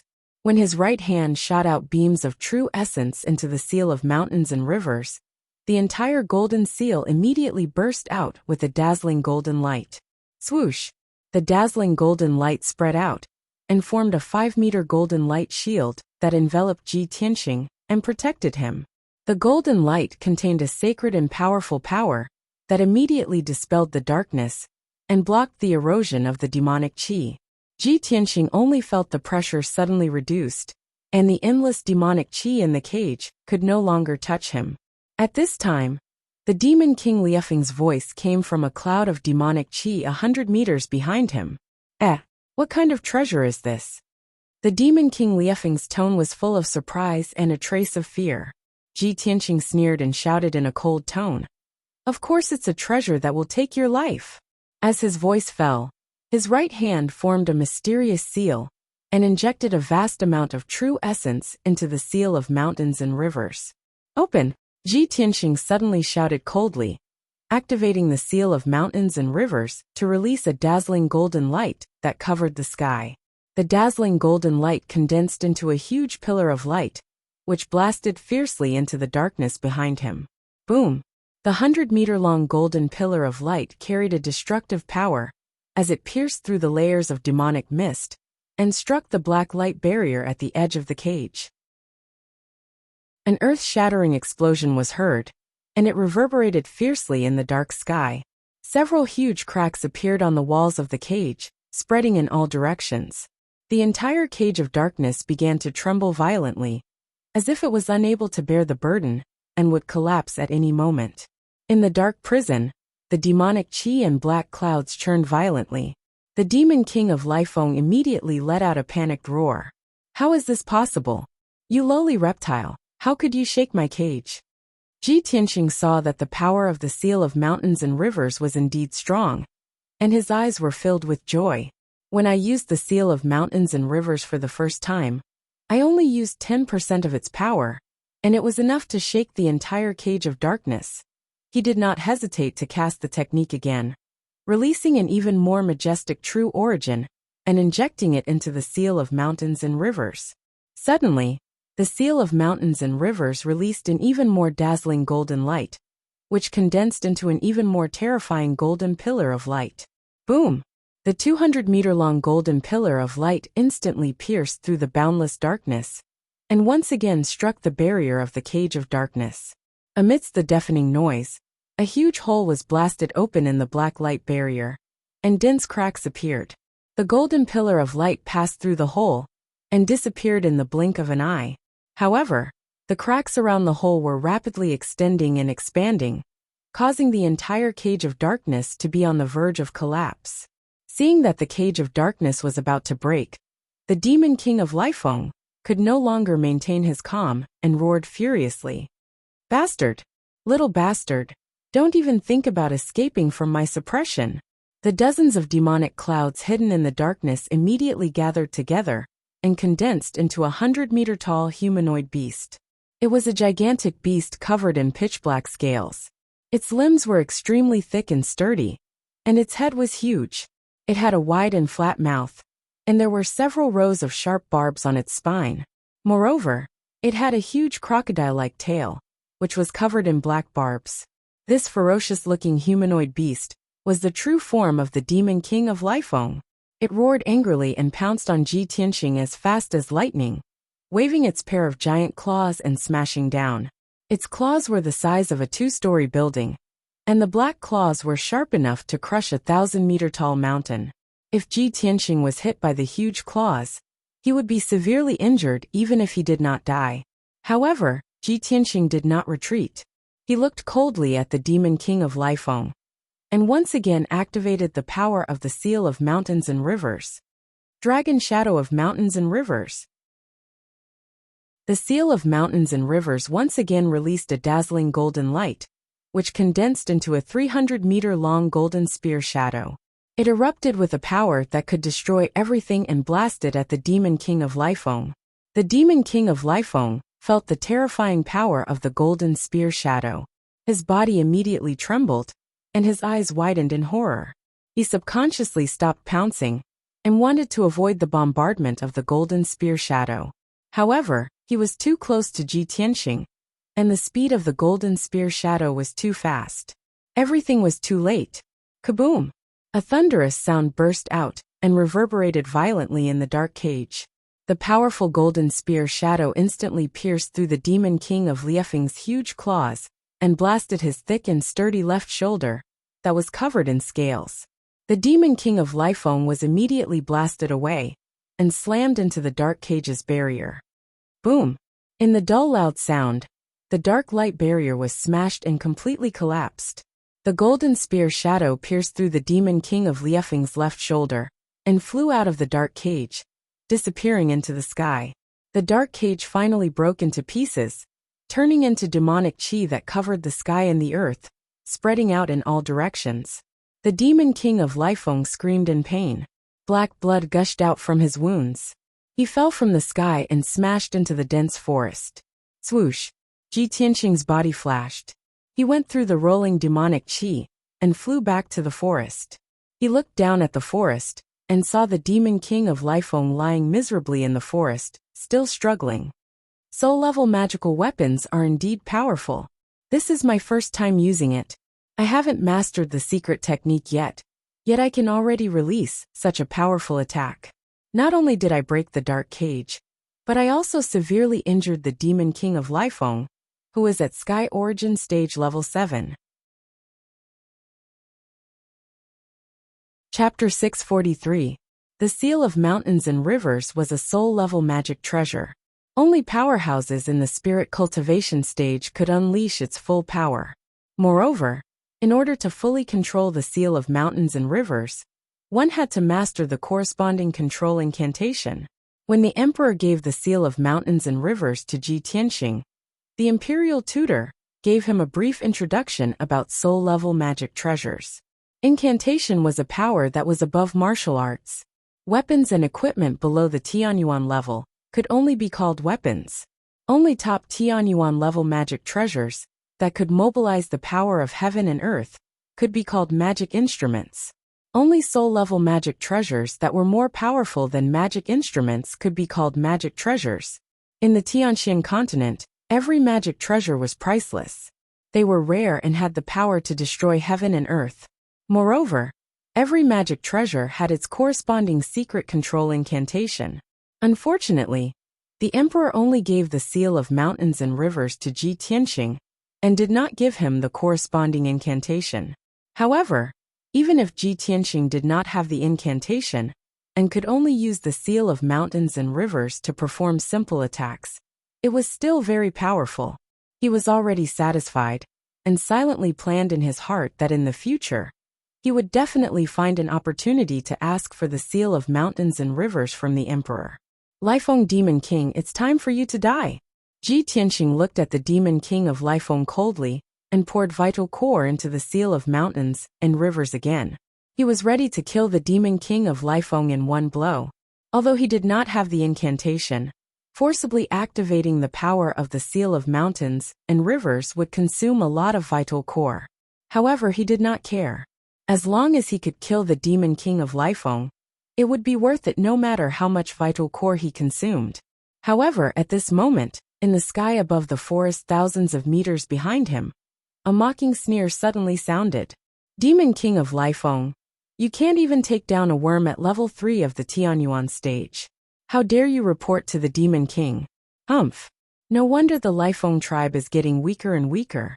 With your abilities and tricks, you should go back to the northern desert.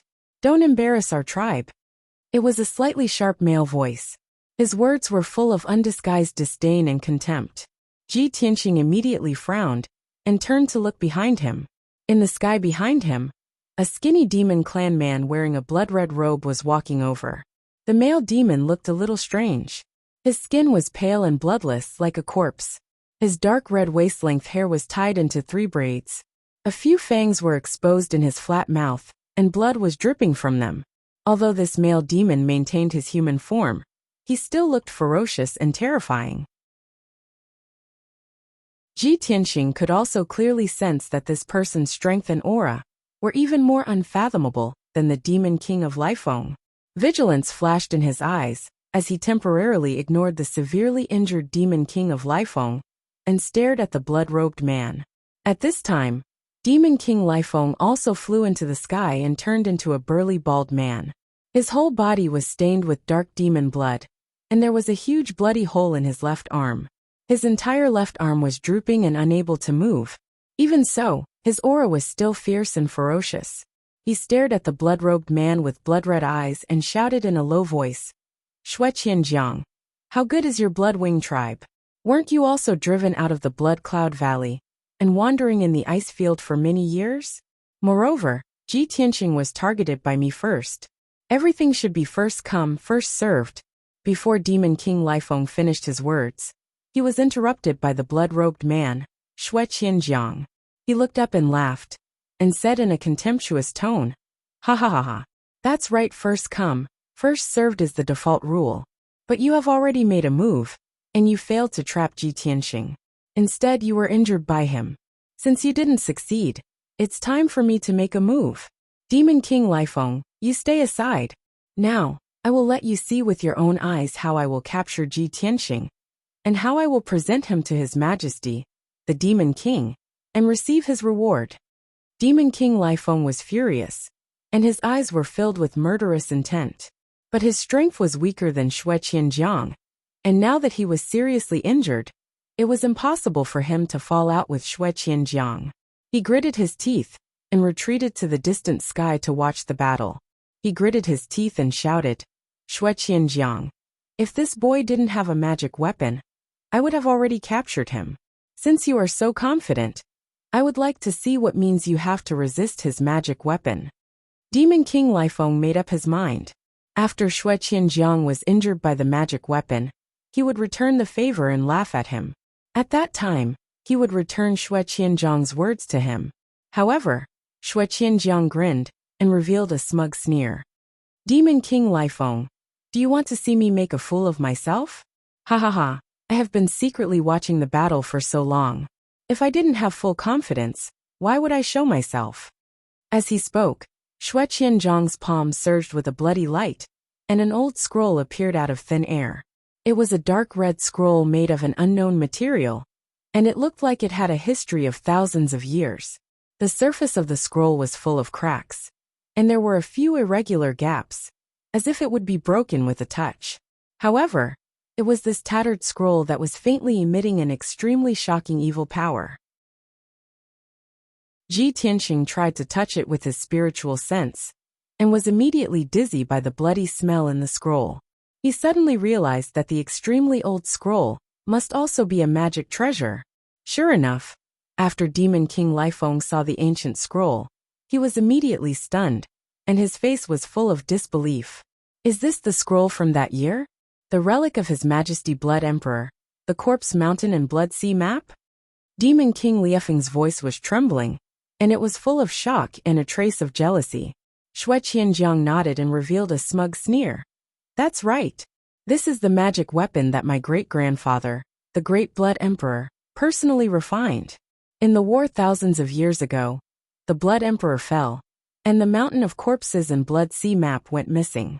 However, my father and I spent more than 200 years and almost searched the entire northern desert, and finally found it.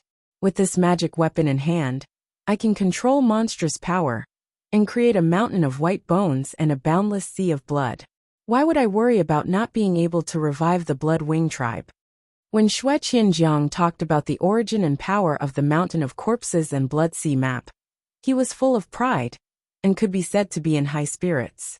Demon King Lifeng stared at the mountain of corpses and blood sea map, and was stunned for a long time before he came back to his senses. He nodded dejectedly, and said in a low and dry voice, "Shueqian Jiang, no wonder you were so arrogant. You knew that the boy had a magic weapon to protect him, and you still dared to attack him. Haha, I didn't expect that you really found the legendary mountain of corpses and blood sea map. You win. You win, and Ji Tianqing is yours." The appearance of the mountain of corpses and blood sea map completely destroyed Demon King Liefeng's hope, and he was both shocked and jealous. Chapter 644. The severely injured Demon King Lifeng left. Only Ji Tianqing and Shueqian Jiang were left in the sky above the mango forest. Ji Tianqing had been silent, secretly observing Shueqian Jiang. The conversation between Shueqian Jiang and Demon King Lifeng made him understand a lot of information. He just realized that there were many people who wanted to capture him as a sacrifice to the Demon Emperor. It was definitely not just Demon King Lifeng and Shueqian Jiang. There were even more Devil King powerhouses watching him in the dark. And Shueqian Jiang in front of him was not only the king of the Blood Wing tribe, but also the descendant of the Blood Emperor. Most importantly, Shueqian Jiang had a treasure called the Corpse Mountain Blood Sea Map. He had not figured out how to control the seal of mountains and rivers, but Shueqian Jiang obviously understood the Corpse Mountain Blood Sea Map very well. He would definitely be able to unleash a stronger power. Thinking of this, Ji Tianqing did not hesitate to flap his golden wings, explode with the fastest speed, and escape towards the northwest. Whoosh! He turned into a golden streamer, instantly piercing the sky, and flew thousands of meters away.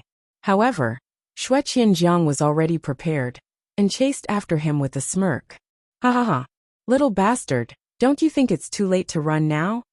Shueqian Jiang shook his blood-red robe, turned into a bloody light, and caught up with Ji Tianqing in the blink of an eye. Corpse Mountain Blood Sea Map.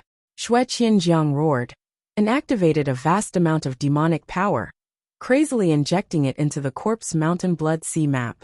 Suddenly, the ancient and shabby scroll unfolded, blooming a bloody light that covered the sky. Swoosh! The dark red bloody light emitted a nauseating stench of blood, dyeing half the sky red, instantly covering a radius of 20 miles. In the blink of an eye, the sky and earth within a radius of 20 miles were covered by the bloody light, turning into a boundless sea of blood. The sky and earth disappeared, and there was only an endless dark red color left between heaven and earth. Even the vast forest below was submerged by the sea of blood. Tens of thousands of towering trees were corroded into dust by the sea of blood. The waves of blood rolled and swept across the sky, like a high wall, fiercely suppressed Ji Tianqing.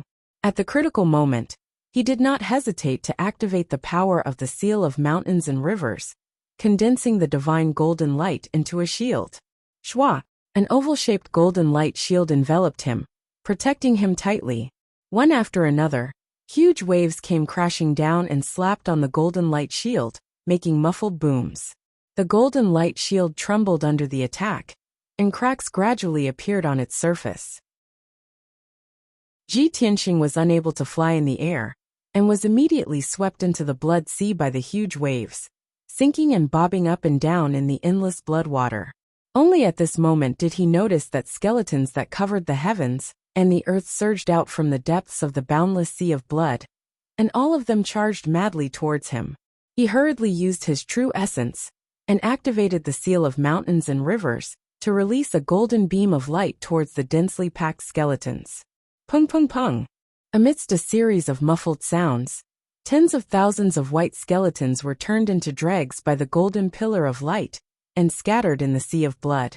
However, after the golden light pillar dissipated, the sea of blood was still surging. Those shattered bone dregs, once again condensed into countless skeletons, charging over fearlessly. In the blink of an eye, tens of thousands of white skeletons drowned him, piling up into a mountain of white skeletons. The white skeletons crazily attacked the golden light shield, making the shield crackle and tremble. Ji Tianqing was unable to escape the sea of blood, and could only continue to inject true essence into the seal of mountains and rivers to maintain the golden light shield. Shui Qianjiang stepped on the blood waves in the air, with his hands behind his back, his blood-red robe fluttering, revealing a domineering and confident aura of an expert. His pale face revealed a complacent sneer. With a low voice he shouted, "Ji Tianxing, you have already fallen into my corpse mountain blood sea painting. Don't even think about escaping. Let me give you a word of advice. It's best if you give up struggling and obediently hand over the golden seal. If not, I don't mind killing you and devouring your Qinshan bloodline." Ji Tianxing was still struggling in the sea of blood, bitterly resisting the siege of the skeleton army. Hearing Shui Qianjiang's words, he roared in a low voice, "Shui Qianjiang, the ancient demon emperor ordered to capture me as a sacrifice. How dare you kill me? Aren't you afraid of being executed by the ancient demon emperor?" Shui Qianjiang suddenly laughed disdainfully. "Ha ha ha. Little bastard, do you think I am as stupid as the others? I have the corpse mountain blood sea painting, and I can use this treasure to refine your Qinshan bloodline and quickly reach the spirit cultivation realm. At that time, I will become the new blood emperor and rule over countless tribes in the northern desert." Ji Tianxing's heart moved as he vaguely understood something and continued to roar. "Humph. Wishful thinking. Even if you reach the spirit cultivation realm, can you rule over other tribes? In the entire northern desert, are there no emperor-level experts? There are only two." Shui Qianjiang blurted out, but stopped abruptly. He immediately reacted and sneered contemptuously. "Haha, you little bastard, you still want to trick me? Since you are so stubborn, I will fulfill your wish and turn you into a pool of blood now," Shui Qianjiang said as he waved his palms with a ferocious look and displayed an ancient and mysterious skill. As his palms drew a mysterious trajectory, he controlled the power of the corpse mountain blood sea painting, and the entire blood sea immediately surged. After a few breaths, a huge whirlpool with a radius of 1,000 meters appeared in the center of the blood sea, and it spun rapidly. Swoosh, swoosh, swoosh. The huge blood whirlpool spun rapidly, and the surrounding seawater flew up into the sky, gradually forming a wall of blood waves. A terrifying devouring power that seemed to be able to swallow the heavens and the earth erupted from the whirlpool and immediately enveloped Ji Tianxing. Suddenly, he involuntarily flew into the huge whirlpool. The whirlpool contained a terrifying strangling power, and once he was swallowed into the whirlpool, he would immediately be strangled into pieces. At the moment of life and death, Ji Tianxing did not hesitate to consume 50% of his power and desperately activated the seal of mountains and rivers. Dragon Shadow of Mountains and Rivers. With his angry roar, the seal of mountains and rivers suddenly expanded 10,000 times and became the size of a house. Every line on the seal of mountains and rivers was clearly distinguishable, and it bloomed with a sacred golden light that covered the sky and condensed into a huge and terrifying spear shadow. It was 1,000-meter-long spear shadow, like a golden dragon, containing the power to destroy everything and destroy the heavens and the earth. The dragon spear shadow actually made a realistic dragon roar and fiercely blasted into the huge whirlpool in the middle of the blood sea. At this moment, Ji Tianxing did not hesitate to activate his power to the limit and finally displayed 30% of the power of the seal of mountains and rivers. Boom! In the deafening loud noise, the 1,000-meter-long dragon spear shadow fiercely blasted into the whirlpool of the blood sea, and the whirlpool collapsed on the spot, rolling up a monstrous blood wave. The whirlpool was blasted into pieces, and the huge waves spread out in all directions, immediately turning the entire blood sea upside down. Chapter 645. The whirlpool in the middle of the blood sea collapsed, and the violent power spread to the surroundings. In just a few breaths, the whole blood sea was completely chaotic and fell apart. Amidst the loud rumbling, monstrous waves rolled up in the sea of blood, and a huge crack appeared. An endless amount of blood flowed out of the crack, and its power was also rapidly draining away. Seeing this scene, Shui Qianjiang's face immediately changed. He was shocked and roared angrily, "Bastard! You damned reptile! How dare you break this king's family heirloom?" In Shui Qianjiang's eyes, The Blood Emperor's corpse mountain blood sea map was his family's treasure, extremely precious and powerful. This treasure was his hope to break through to the spirit-refining realm and revitalize the Blood Wing tribe. But now, Ji Tianqing had broken a crack in the mountain of corpses and blood sea painting.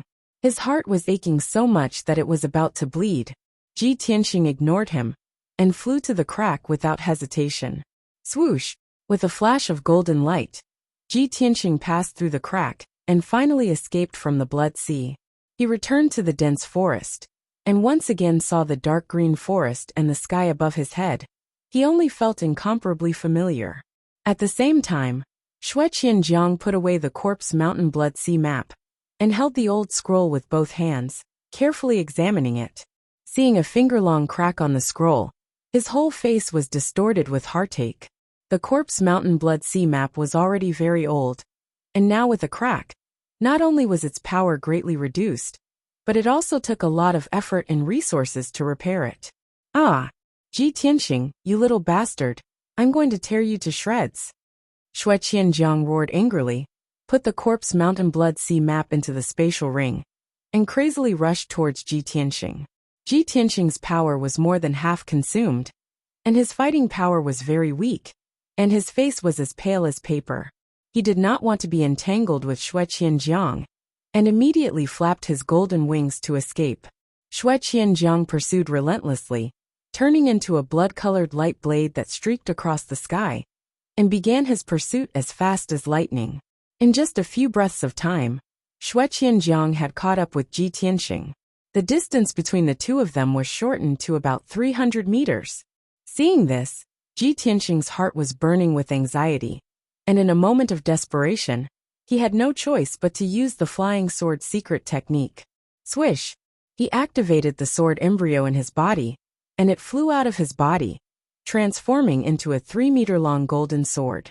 Then, he stepped on the giant golden sword and flew toward the northwest as fast as he could. Back in the giant spirit city, Ji Tianqing had once relied on this secret technique to escape the pursuit of the giant spirit god. At that time, Zhuling Shen had half a step into the spirit-refining realm, and was much stronger than Xue Qianjiang. Even Zhuling Shen could not catch up with Ji Tianqing. How could Xue Qianjiang catch up with him? In the blink of an eye, the distance between Ji Tianqing and Xue Qianjiang had increased by several hundred meters. After 100 breaths of time, Ji Tianqing had left Xue Qianjiang more than 10 miles away. Not long after, his figure disappeared into the clouds above the forest, completely escaping from Xue Qianjiang's pursuit. Xue Qianjiang was filled with unwillingness as he chased for a quarter of an hour, but in the end, he had no choice but to give up. He stood in the sky, panting violently and cursed in rage. Ji Tianqing, you damn bastard, the next time I see you, I will definitely take your dog life. After roaring a few words, his anger dissipated a little, and he turned and flew away. In the evening, Ji Tianqing finally rushed back to the central state city and returned to the monarch mansion. Not long after he returned to the Tianqing palace, Ji Ku and Yen heard the news and rushed over to meet him. Seeing his pale face and exhausted appearance, the two of them were immediately filled with worry and hurriedly asked him what happened. Brother Tianqing, what happened? Why is your face so pale? Brother Tianqing, did you fight with someone? Ji Tianqing only had 30% of his true origin left. His spirit and strength were very weak, so his complexion was obviously not good. He brought Ji Ku and Yen into the study and said solemnly, "That's right. These 2 days I was rushing between the central state city and the Greenwood city, and even fought a few battles with people. Today I left the Greenwood city, and on the way back to the central state city, I was ambushed by the devil race experts in the Mangu forest." Ji Tianqing gave a simple explanation of what had happened. When Ji Ku and Yen heard, they became even more nervous and worried. What? You were ambushed by the devil race experts? The remnants of the devil race are too savage. They actually dared to step into the central state, and so unscrupulously chased after you. Ji Tianqing nodded, and said earnestly, "The ancient devil emperor gave the order, and the devil kings under his command came out in full force, vowing to capture me and refine my bloodline. The devil race came in full force, and many Devil King experts must have come to the central state and are secretly moving. From now on, the two of you have to be careful and try to stay in the Emperor Mansion and the Central State City. If there's nothing particularly important, try not to leave the Central State City. Ji Ku and Yen understood the urgency of the situation and nodded solemnly. Ji Tianxing reminded the two of a few more things, and then entered the secret chamber to cultivate in seclusion. He sat cross-legged in the middle of the secret chamber, holding a spirit stone in each hand, and silently circulating his true origin. After a day and night of circulating his true origin finally recovered. Next, he opened the Heavenly Spirit Heavy Array, and used the powerful gravity to temper his body, and quickly improve his strength. The secret chamber was already rich in spirit chi, and he had abundant cultivation resources, so his cultivation progress was naturally fast. Coupled with the powerful effect of the Heavenly Spirit Heavy Array, his body was constantly tempering and strengthening, and his strength was rapidly improving. This time, Ji Tianxing wanted to break through to the 4th level of the Heavenly Origin stage in one go. North of the Greenwood City, in the Duanmu family's mansion. In a magnificent palace, in a spacious and luxurious bedroom, the second madam was sitting by the bed in a daze. Her face was very ugly, and she looked like she was heartbroken. Recalling the way Duanmu Feiyu died, she was overcome with grief, and she sobbed with a sorrowful expression. My poor Feiyu. After suffering so many years of grievances at home, I finally could hold my head high, but I was killed by a villain. Feiyu left me alone. How can I live in the future? The maid standing by the side quickly took out a handkerchief to wipe the tears of the second madam, and patiently comforted her. Madam, the dead can't be revived, don't be too sad. Don't worry, the master will soon find out the truth. Find the murderer who killed the second young master, and avenge him. The second madam shook her head, and sobbed in a low voice. Even if the master can find the murderer and avenge Feiyu, so what? The first madam has always been at odds with me, and she has long wanted to find a chance to drive me out of the family. Now that Feiyu is dead, I have no one to rely on. The first madam will definitely not let this go, and will definitely deal with me more severely. Chapter 646. Second madam's tone was full of despair and helplessness. She seemed to be out of her wits and in a mess. She wasn't like first madam, who was born in a rich and powerful family. Even without Duanmu Yulong, she still had the support of her maternal family. Duanmu Feiyu was her support. Now that Duanmu Feiyu was dead, her position in the Duanmu family would be even lower. The maid comforted her for a while, but it was useless. Instead, she cried even more sadly. This maid was called Yi, second madam's trusted aide. She had been by second madam's side for many years, and was highly regarded and trusted. Yi saw second madam crying in despair. After a moment of contemplation, she suddenly thought of something, and immediately came up with an idea. Madam, this servant has thought of a person who can help you. Second madam raised her head, and looked at her with teary eyes. She asked, Who can help me now? Yi said with a solemn expression. Madam, have you forgotten? Your adoptive father is still in Central Continent City. He will definitely support you, and help you solve this disaster. Adoptive father? Second madam was stunned. She quickly wiped the tears from her eyes and nodded. That's right. I can still ask adoptive father for help. Although I have rarely contacted him after marrying into the Duanmu family, he has many tricks. But he has a lot of tricks up his sleeve. He can definitely help me get rid of that bitch. The only person who can threaten me is first madam. Regardless of whether Feiyu was killed by her or not, she won't let go of this opportunity. I can't just sit and wait for death. I must take this opportunity to take the initiative and topple first madam as soon as possible. Only then can I get rid of my worries. Second madam had someone to rely on in her backbone, so she quickly calmed down. She thought for a moment, and then had Yi bring a pen and paper. She began to write a letter to adoptive father. After she finished writing the letter, she handed it to Yi and instructed in a serious tone. Yi, Immediately arrange for reliable people to send this letter to the underground ghost city in Central Continent City. As you command. Yi took the letter and quickly bowed before leaving the room. Second Madam looked out the window with a gloomy expression. A cold light flashed through her eyes. Adoptive father's hands and feet are crippled and his strength is constantly declining. He has been hiding in the underground ghost city, like a crazy drunkard, muddling through his days. But after all, he is experienced and good at using all kinds of sinister methods. He can definitely help me get rid of First Madam. Second Madam was only the daughter of a small family back then. Apart from being a bit beautiful and scheming, there wasn't much else that stood out about her.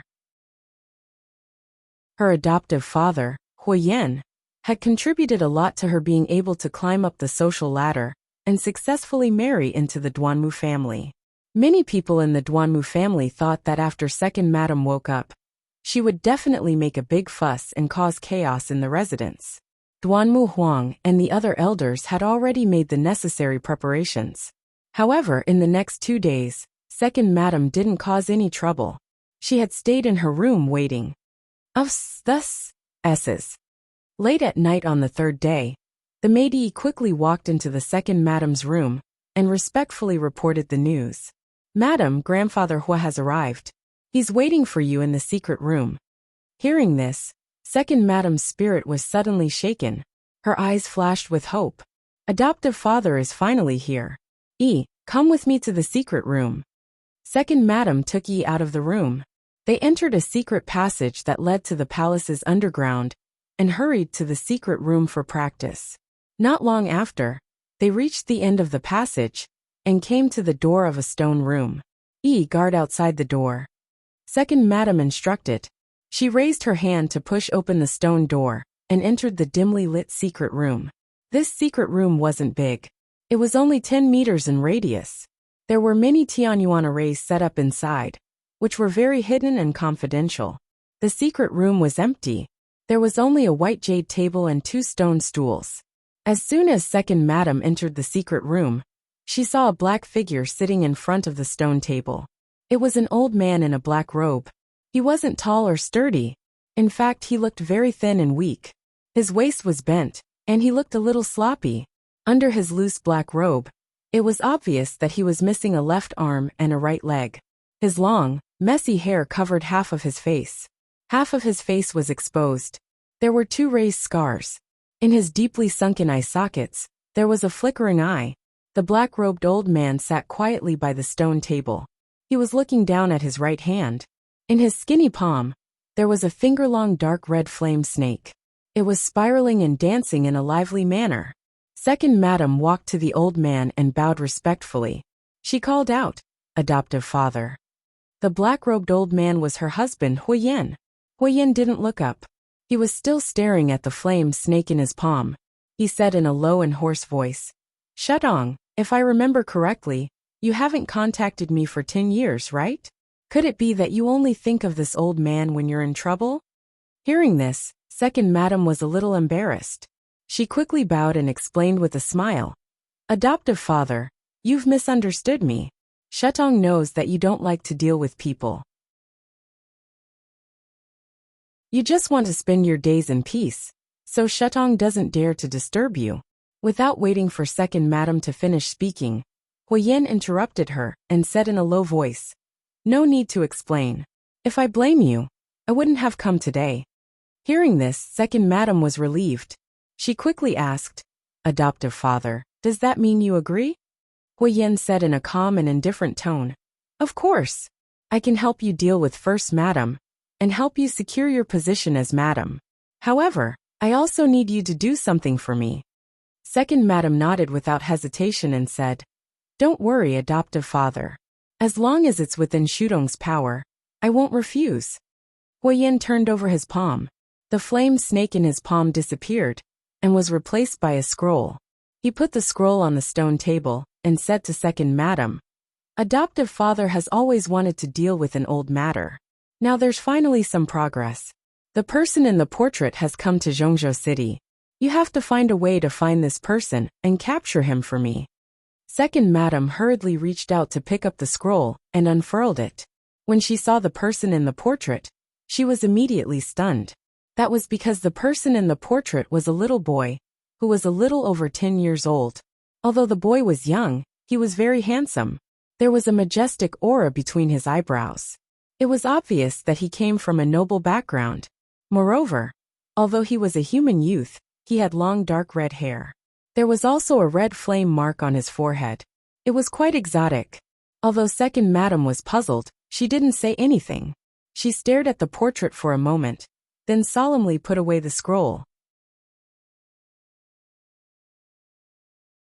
Chapter 647. 6 days passed in the blink of an eye. It was early in the morning, and the monarch's residence was as peaceful as ever.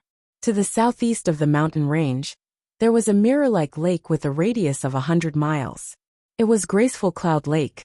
The lake was surrounded by mountains, and was shrouded in clouds. The lake water was so clear that one could see the bottom. It contained strands of 5-colored spirit energy that refracted colorful lights, making it seem like a dream. This lake was one of the scenic spots in the monarch's residence. Although Graceful Cloud Lake's location was a bit remote, there were always people with stories who would come here to relax and enjoy the scenery. At this moment, under a 1,000-year-old tree by the lake, there stood a beautiful woman in a long green dress. She was tall and graceful with a pure and beautiful face. Although she didn't wear any makeup or jewelry, it couldn't hide her natural beauty. Moreover, she had an innate noble and demure temperament, like an orchid in an empty valley, quiet and fragrant. She was Ansuin, who had just become a heavenly consort not long ago.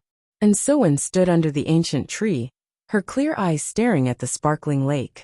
Her expression was as calm as water, but there was a hint of worry between her brows. A gentle breeze blew against her face, causing her long hair to sway and dance gently. However, this beautiful lake couldn't dispel the melancholy in her eyes, or the melancholy in her heart.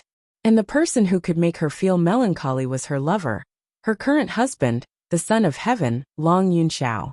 The imperial court had already held a grand wedding for her and the Son of Heaven, and had even invited all the powerful cultivators of the human race to attend the ceremony. Now that she was a well-known heavenly consort, all the women in the world were envious of her. After the wedding, the Son of Heaven even brought her into the monarch's residence. She wasn't the imperial son, but she was able to live and cultivate in the monarch's residence as a heavenly consort. It was a most fortunate thing, and an honor for her. She ought to be happy and proud. But now she couldn't feel happy at all. When the Son of Heaven chose her as his heavenly consort, she had a premonition that she would become the heavenly consort who was closest to others, but farthest from others. Now, her premonition had finally come true. On the night of the wedding, the emperor would rather drink himself into a stupor in the study room than return to his room to sleep. The emperor didn't even remove her red veil and let her sit in her room for the whole night. Although the emperor brought her into the emperor's mansion, he never looked for her again after settling her down. Half a month had passed, and Suin's uneasiness and melancholy grew stronger and stronger. Therefore, she came to Yunxiu Lake early in the morning to relax. Unknowingly, Ansuin had been standing under the tree by the lake for more than 2 hours, without moving a single step. At this moment, in the sky not far behind her, there was a clear chirp of a bird and a woman's voice. Aren't you an sister-in? This crisp female voice broke the tranquility of the lakeside. Ansuin snapped out of her daze and turned her head to look behind her. She saw a spiritual bird with pure white feathers flying towards her. Standing on the back of the spirit bird was a woman wearing a long dress, a jade crown, and a golden hairpin. That woman was about 18 or 19 years old. She had a graceful figure and a beautiful face. Compared to Ansuin, she wasn't inferior. The only difference was that their temperaments were different. When Ansuin saw her face clearly, she was also startled. A trace of surprise appeared on her charming face. Swoosh! In the blink of an eye, that white spirit bird flew to the lakeside and landed. The woman in the palace dress jumped onto the grass by the lakeside and walked towards Ansuin. Sister-in. Oh no, I should call you heavenly consort now. The woman in the palace dress arrived in front of Ansuin and bowed. She asked with a smile, Heavenly consort, why are you here? And Suwen looked at the woman in the palace dress and frowned in confusion. She asked, Huixin, why are you in the emperor's mansion? Without a doubt, the woman in the palace dress was Lan Huixin.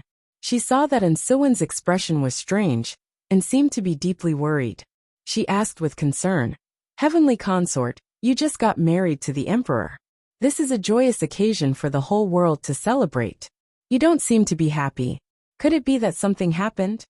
When An Suwen heard Lan Huixin's words, her lips curled into a self-mocking smile. She shook her head lightly and said, Little sister Huixin, don't call me heavenly consort. You should just call me sister. And Lan Huixin widened her eyes slightly and revealed a puzzled expression. Sister, and what's wrong? Could it be that you and the emperor quarreled? And Suwen shook her head again and said calmly, The emperor is incomparably honorable. He's also my husband. How could I quarrel with him? Lan Huixin revealed a concerned expression and pretended to be worried. She said, Sister An, you must have something on your mind for you to come to Yunxiu Lake alone to relax. If you don't mind, why don't you tell little sister about it? Perhaps you'll feel better after you say it. And Suwen was indeed feeling depressed. She couldn't find anyone to talk to. At this moment, she saw that Lan Huixin was full of concern. After hesitating for a moment, she nodded and said, Thank you for your concern, little sister. It's just that I've been alone for too long, and that's why I'm feeling depressed. Everyone knows that a heavenly concubine has an honorable status. To be able to live together with the emperor is a marriage that's cultivated over 3 lifetimes. However, the world doesn't know that when you love someone without any reservations, but that person treats you like a dispensable decoration, what kind of situation and feeling is that? And Suwen opened up her heart and slowly told Lan Huixin the words that had been bottled up in her heart for a long time. Lan Huixin listened quietly and comforted her from time to time. She appeared to be very gentle and kind. She was also quite concerned about An Suwen. However, An Suwen didn't notice that in the depths of Lan Huixin's eyes, there was a hint of a sneer that was gloating over An Suwen's misfortune. The more An Suwen was ignored, the more depressed she felt. Lan Huixin, on the other hand, became happier and more relieved. Compared to Yunyao, Lan Huixin hated An Suwen even more. After all, An Suwen became a heavenly concubine and snatched away the position that she yearned for even in her dreams. After a long time, An Suwen finally finished speaking the words in her heart and vented her depression. Only then did she calm down. She turned her head to look at Lan Huixin and said with a sincere expression, Younger sister Huixin, thank you for accompanying me to relax and listen to me nag about these things. Lan Huixin hurriedly waved her hands and said, Older sister, and you're too polite. Actually, I can't help you much. This is a matter of your relationship with the emperor. If you want to untie the knot in your heart, you must muster up the courage to speak to the emperor clearly. After all, you're now a legitimate heavenly concubine. You don't have to swallow your anger and compromise like this anymore.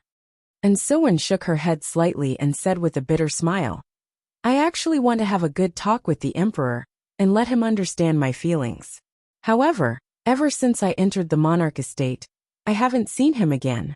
Every time I go to find him, the guards say that he's in closed-door cultivation. Hearing this, Lan Huixin immediately frowned and said doubtfully, That's impossible. In this half a month, I've already seen the emperor several times. Chapter 648. However, Lan Huixin quickly stopped halfway through her sentence and did not continue speaking. When An Suwen heard this, her body trembled and her face turned pale. Her emotions, which she had finally managed to calm down, were instantly thrown into chaos. She only felt a sharp pain in her heart, as if it had been stabbed by a sword. It was so painful that she couldn't breathe. When Lan Huixin saw her reaction, she hurriedly waved her small hands and explained anxiously, Big sister An, I didn't say anything just now. Don't take it to heart. And Suwen's heart had already been stabbed by a sword. How could she not take it to heart? She took a deep breath and suppressed the pain in her heart. She tried her best to remain calm and asked, Little sister Huixin, is what you said just now true? Why does the Son of Heaven visit Yin Yao every 2 or 3 days? How do you know? Lan Huixin pretended to be hesitant and remained silent. She looked like she wanted to say something, but stopped herself. And Suwen patiently asked, Little sister Huixin, the Son of Heaven is infatuated with Yin Yao. This is something everyone knows. You don't have to worry about it. There's no harm in saying it. Lan Huixin nodded and said with a serious expression, I was able to enter the monarch estate because I was saved by Yin Yao. I stayed by her side as a female official and managed the maids in Yin Yao's palace. I know very well who goes in and out of Yin Yao's palace every day. In the past 2 months, the Son of Heaven would come to Yin Yao's palace every few days to find Yin Yao. I saw this with my own eyes.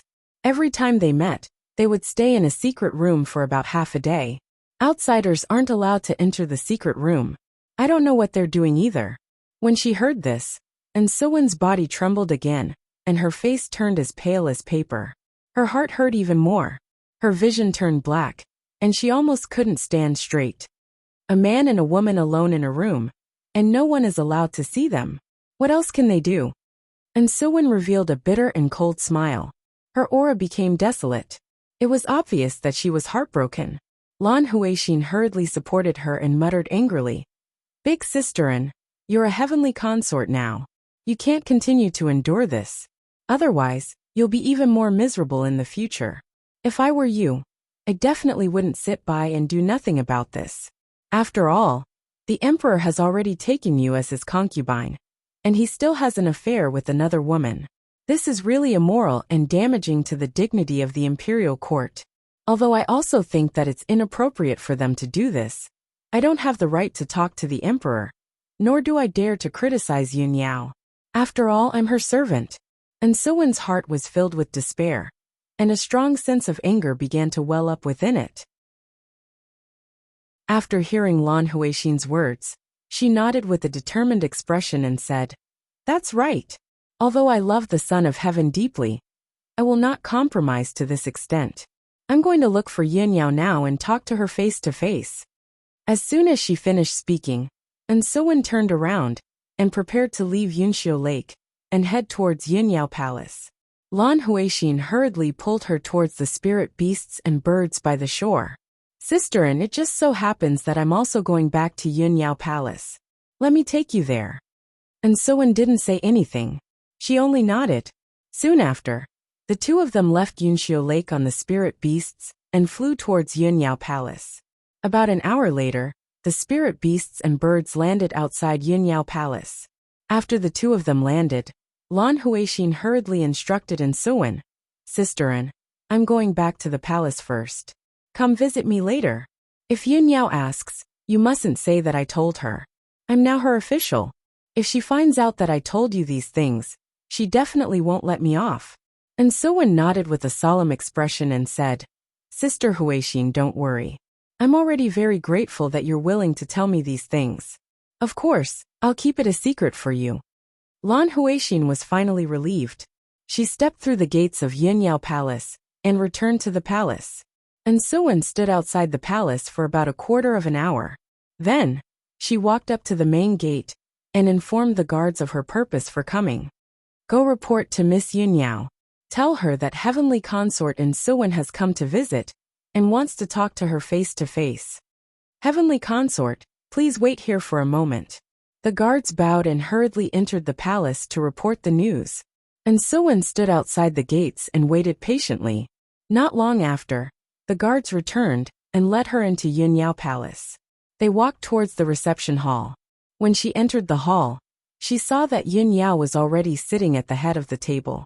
Yin Yao was looking at her with a calm expression. Yin Yao didn't know that Heavenly Consort was coming. Please excuse me for not going out to meet you. Yin Yao stood up and bowed when she saw Suwen enter the hall. She then instructed the maid beside her. Prepare a seat for Heavenly Consort and serve her tea. And Suwen walked into the hall and stood still. She looked at Yin Yao coldly and said in an indifferent tone, No need. I'm only here to talk to you face to face. I'll leave once I'm done. Yin Yao frowned slightly when she saw Suwen's reaction.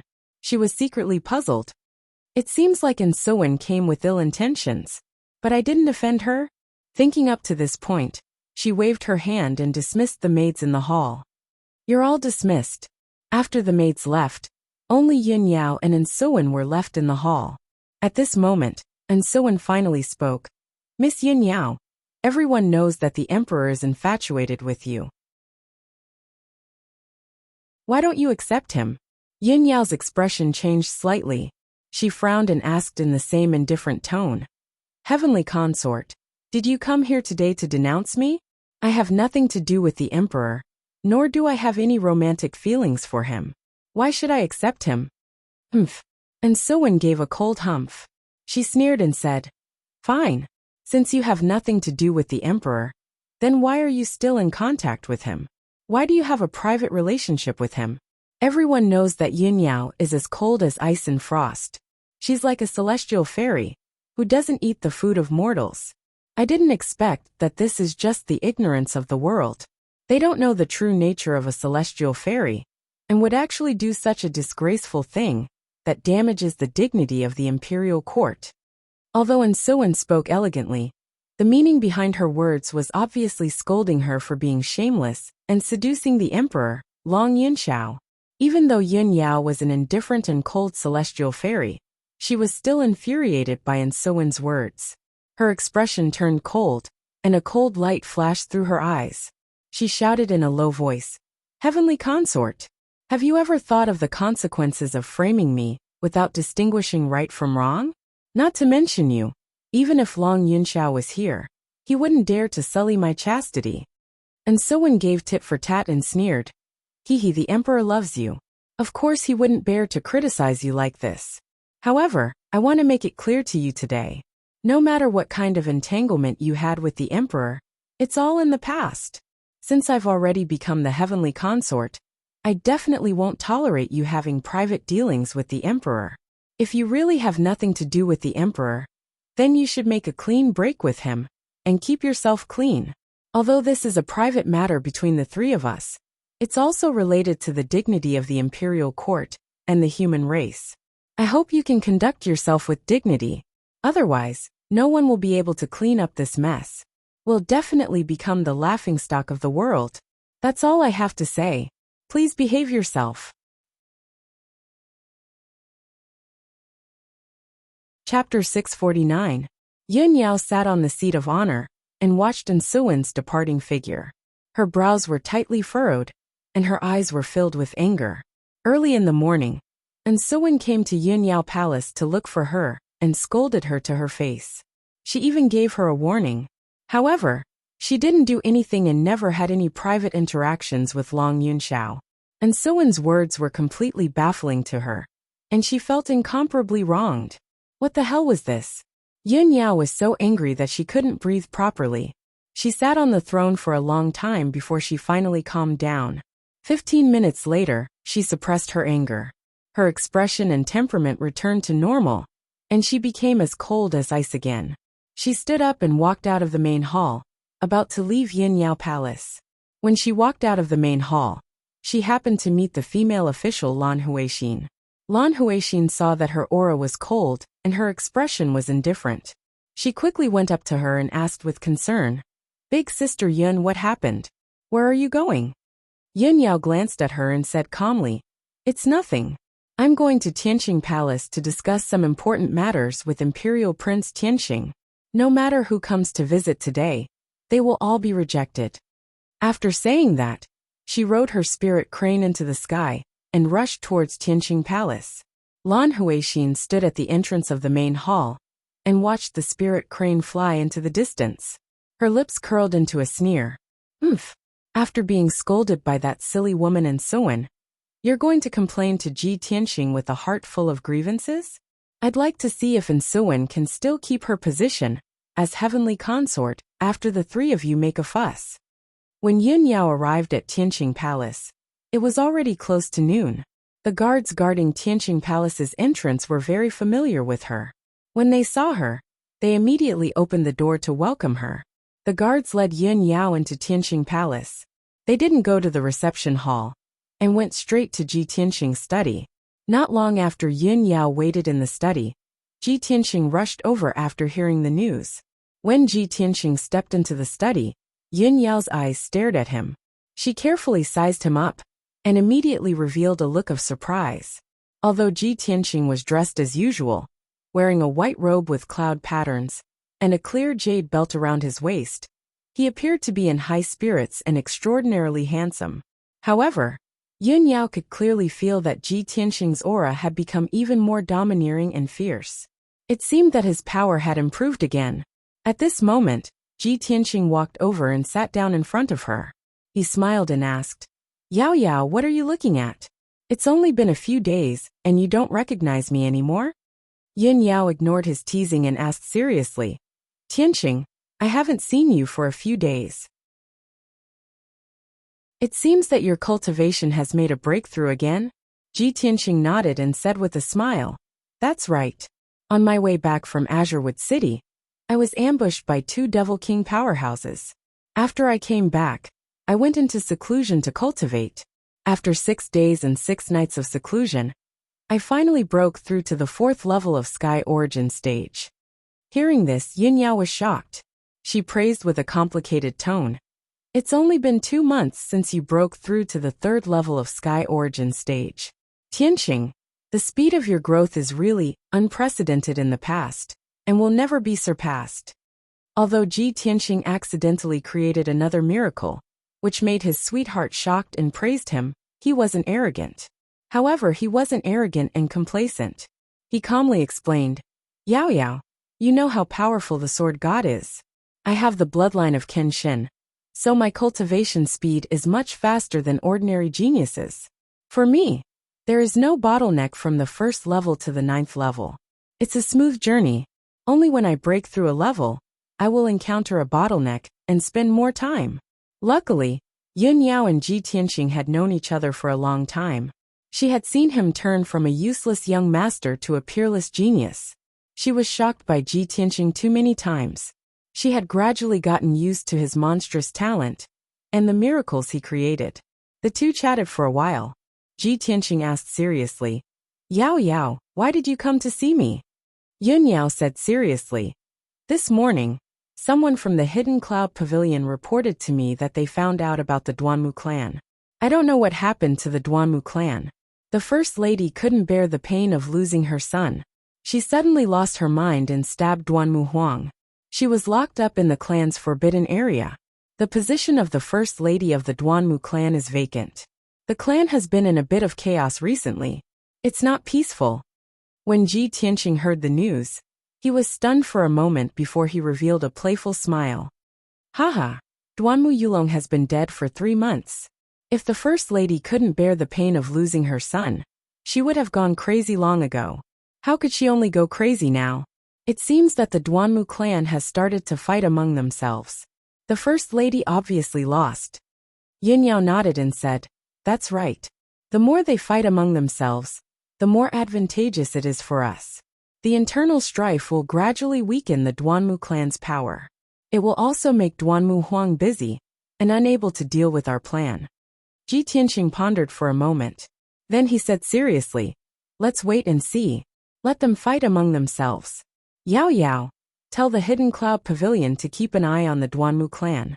If there's any news, tell me as soon as possible.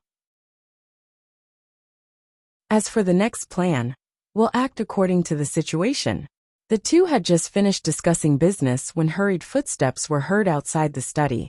Then, Jika's voice sounded outside the door. "Big brother Tianqing, something bad has happened." Ji Tianqing frowned. He waved his hand and released a golden light to open the door. Jika rushed into the study anxiously and quickly said, "Big brother Tianqing, Yin'er is missing." Hearing this news, Ji Tianqing and Yun Yao's expressions changed, and they stood up. "Yin'er is missing? What's going on? Where did he go? When did he go missing?" Jika quickly explained. "Yesterday morning, junior brother Yin'er went to Zhengzhou City to contact the Hidden Cloud Pavilion's people and send them information as usual. He should have come back last night, but he hasn't come back yet. I contacted Steward Lee of the Hidden Cloud Pavilion, but Steward Lee said that Yin'er didn't go to receive any information yesterday." Upon hearing this, Ji Tianqing and Yun Yao immediately understood that something must have happened to Yin'er. The two of them walked out of the study without hesitation and quickly rushed outside. Jike quickly followed and wanted to look for Yen with them. However, Ji Tianqing waved his hand and told her, Ku, Yao Yao and I will go to Zhengzhou City to look for Yen. You stay in Tianqing Palace and don't leave. Wait for our news. Jiku had no choice but to stay in Tianqing Palace. She said worriedly, Big brother Tianqing, you must be careful. Don't let anything happen to you. Ji Tianqing nodded and summoned Qian Yu from the 100 treasures brocade pouch. He and Yun Yao rode Qian Yu out of Tianqing Palace and rushed to the exit of the monarch mansion. After the two of them left the monarch mansion and entered Zhengzhou City, they first rushed to the branch of the Hidden Cloud Pavilion and asked Steward Li about the specific situation.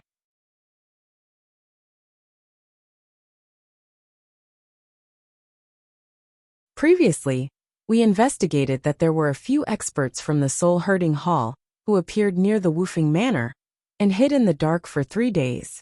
Just now, I have already ordered the spies to focus on investigating Wufeng Zhuang. I believe there will be results soon. Hearing Deacon Li's words, Ji Tianqing and Yun Yao felt slightly relieved. The two of them suppressed their worries and waited patiently in the secret chamber for another 6 hours. Finally, Deacon Li rushed to the secret room again and reported the news in a hurry. Reporting to Mr. Ji, the spies have already investigated the results. Yesterday morning, Yen was attacked near the Wufeng Manor and was captured by the experts of the Soul Herding Hall. Those experts of the Soul Herding Hall captured Yen in the Black Cloud Alley and then disappeared completely. Hearing this result, Yun Yao suddenly frowned and asked doubtfully, Yen was captured in the Black Cloud Alley? Why did the people of the Soul Herding Hall go there? Deacon Li shook his head with a dignified expression. This subordinate doesn't know, but this subordinate has sent people into the underground dark city and is doing his best to investigate. When Ji Tianqing heard the two unfamiliar names Black Cloud Alley and Underground Dark City, he immediately showed a puzzled expression. What does the Underground Dark City mean? Yun Yao motioned Deacon Li to retreat and patiently explained to Ji Tianqing. Tianqing, you just came to Zhengzhou City not long ago and have been busy with cultivation, so you haven't heard of the Underground Dark City. The Underground Dark City is a dark underground city hidden under the surface of Zhengzhou City. Speaking of the origin of this Underground Dark City, it has to be traced back to the ancient times. At that time, the demon army swept the world and almost occupied the entire continent. The demon army besieged Zhengzhou City. The experts of the human race, demon race and water race fought desperately and launched an earth-shattering war. In that earth-shattering war, more than half of Zhengzhou City was destroyed and turned into a dilapidated city. The earth in a radius of hundreds of miles turned into an abyss. The remaining half of Zhengzhou City also sank into the abyss and was swallowed by the darkness. Many years later, the demon army was defeated by the alliance of various races and retreated to the northern desert. They retreated and recuperated. The monarch mansion built this Zhengzhou City on the abyss and let Zhengzhou return to peace and tranquility. After listening to Yun Yao's explanation, Ji Tianqing nodded and said, So that's how it is. Now under this Zhengzhou City, there is an abandoned ancient city from the ancient times. However, thousands of years have passed. Didn't that underground abandoned ancient city turn into ruins long ago? Yun Yao shook her head lightly and explained, In the ancient times, although that ancient city was not as prosperous as today's Zhengzhou City, it was still the most majestic city under the heavens. Although more than half of that ancient city was destroyed and sunk deep underground, many ancient buildings were still preserved, and there were many broken formations protecting it. So far, the abandoned ancient city was still preserved. Many martial artists from all walks of life lived there, and there were also many evil people and evil people hiding there. That abandoned ancient city became a place to hide evil. It was full of darkness and murderous aura, so it was called the Underground Dark City. There are several entrances to the Underground Dark City. Black Cloud Alley is one of the entrances. Ji Tianqing roughly understood what kind of place the Underground Dark City was. He asked with a grave expression, Since the Underground Dark City is so dark and violent, Yenner was captured by Soul Shepherd Hall's people. His situation must be very dangerous. However, why didn't Soul Shepherd Hall's people take him back to Duanmu family's Qingmu city, but instead to the underground dark city? Yun Yao frowned and thought for a moment. She said in a low voice, Duanmu family controls half of the medicine business in the Zhongzhou continent. Of course, their power has penetrated the underground dark city. I remember that Duanmu family has a shadow palace in the underground dark city. It specializes in selling and trading some materials and poisons that are strictly prohibited by the imperial court.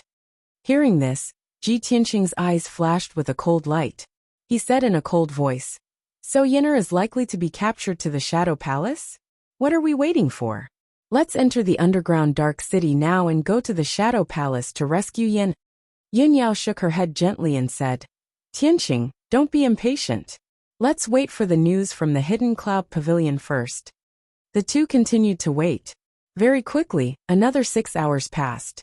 So far, the two had been waiting for a whole day. Deacon Li entered the secret room again and reported respectfully, Young Miss, young Master Ji, the spies have investigated clearly. Yenner was indeed captured to the underground dark city. He was taken into a dilapidated manor and never appeared again.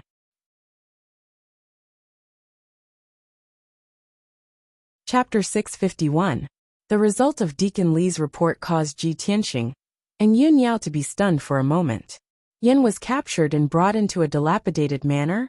He was actually not captured and brought to the Umber Palace. What exactly does the Duanmu clan want to do? The two of them glanced at each other in confusion, then hurriedly stood up and left the secret room to rush towards Black Cloud Alley. Deacon Li originally wanted to send a team of spies to protect them, but Ji Tianqing refused. The spies of the Hidden Cloud Pavilion are mostly at the 7th or 8th level of the Origin Core stage, and are utterly unable to be of any help. Deacon Li, you only need to send a spy to lead the way for us. Since Ji Tianqing had spoken, Deacon Li naturally did as he was told, and sent a young spy that was astute and agile to lead the way for Ji Tianqing and Yun Yao. The three of them left the Hidden Cloud Pavilion's branch and rushed towards Black Cloud Alley with their fastest speed. After an hour, the three of them arrived at Black Cloud Alley. When Ji Tianqing saw the situation in the alley clearly, he only felt disbelief. This was a dirty and old alley, and both sides of the alley were low earthen houses, tiled houses and wooden sheds. The ground was full of potholes and was covered in muddy water. Walking in the alley, Ji Tianqing saw over 10 martial artists in ragged clothes that had disheveled hair and collapsed under the eaves of the sheds by the side of the road. There were also a few martial artists that wore tattered armor that walked out from the depths of the alley, and their footsteps were unsteady as they limped through the muddy water. They hadn't even walked close when the stench of alcohol assaulted their nostrils, causing them to raise their eyebrows. These were obviously a few drunkards. Ji Tianqing found it hard to believe that there was actually such a dirty, disorderly, and vile alley in the flourishing Central Continent city. If it wasn't for Yun Yao telling him that the depths of Black Cloud Alley was the entrance to the underground city, he would truly suspect that he had entered the slums. The three of them calmly and quietly passed through the alley, and after walking for over 1,000 meters, they arrived at the end of Black Cloud Alley. Before them was a low and old house, and the dilapidated door was dyed with dark red bloodstains. There were 2 huge red lanterns hanging at the door, which were still lit with a dim yellow light. Ji Tianqing walked into the house, past the fake mountains and pond in the courtyard, and arrived at the dimly lit hall. A stooped old man in a black robe with white hair and beard silently appeared behind the three of them. Young man, this is not a place you should be. A low and hoarse voice rang out. It contained an eerie ghostly aura, causing people to feel a chill down their backs. Ji Tianqing turned his head and couldn't help but frown when he saw the appearance of the black-robed old man. The black-robed old man was hunched over. His face was pale and bloodless. He was missing an eye, and there were several hideous sword wounds. His ears were also bald, as if they had been shaved off. Such a stooped old man with skin as dry as tree bark, and a terrifying face looked like a mummy that had crawled out of a grave. However, Yun Yao had told Ji Tianxing that this black-robed old man was the legendary ghost servant, one of the gatekeepers of the Dark City.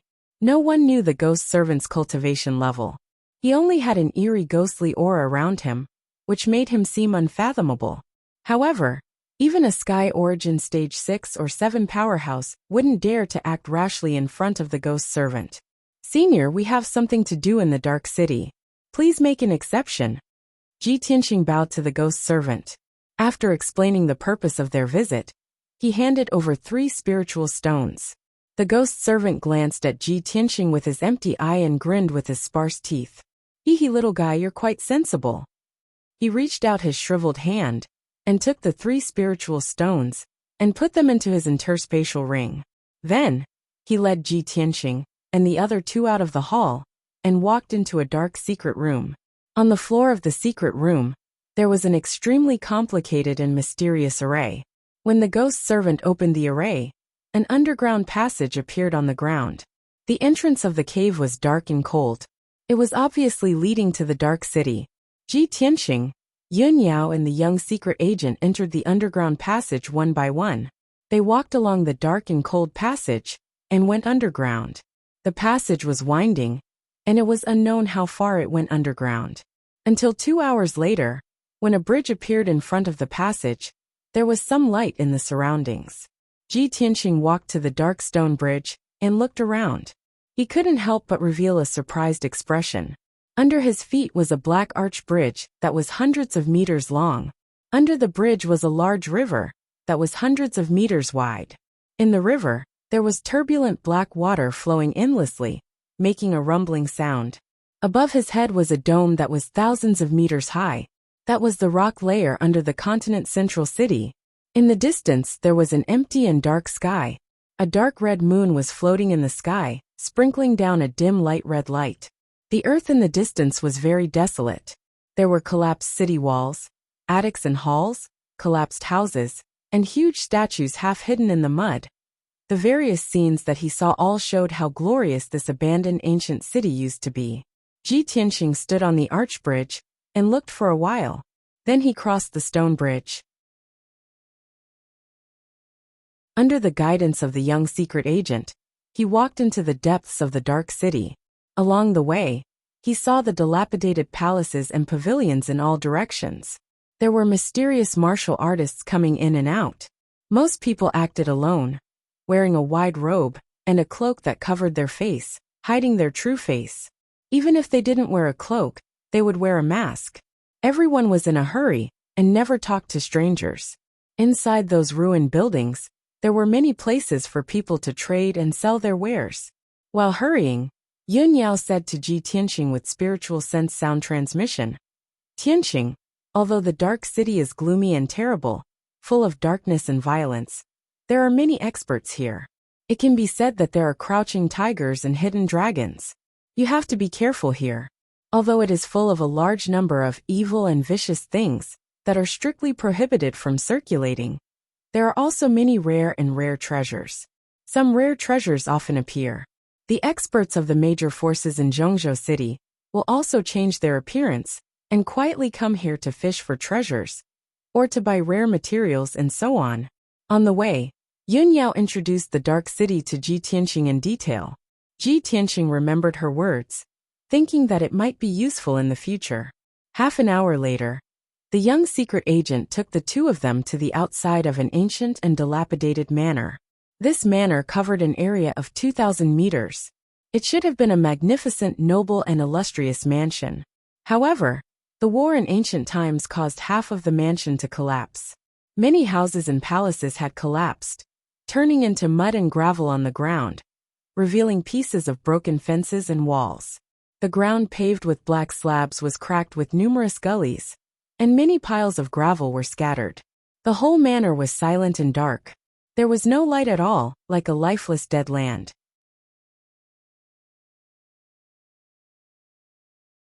Chapter 652. Ji Tianxing and Yun Yao were hiding in a dark corner outside the manor. The 3 of them secretly observed for a while. The manor was still dead silent, and there was no trace of light or shadow. Ji Tianxing was worried about Yen Er's safety, so he decided to take action. He instructed the young secret agent, "You stay here and keep a lookout outside the manor. Be ready to help us at any time." The young secret agent cupped his hands and bowed. He used his spiritual sense to send a voice transmission.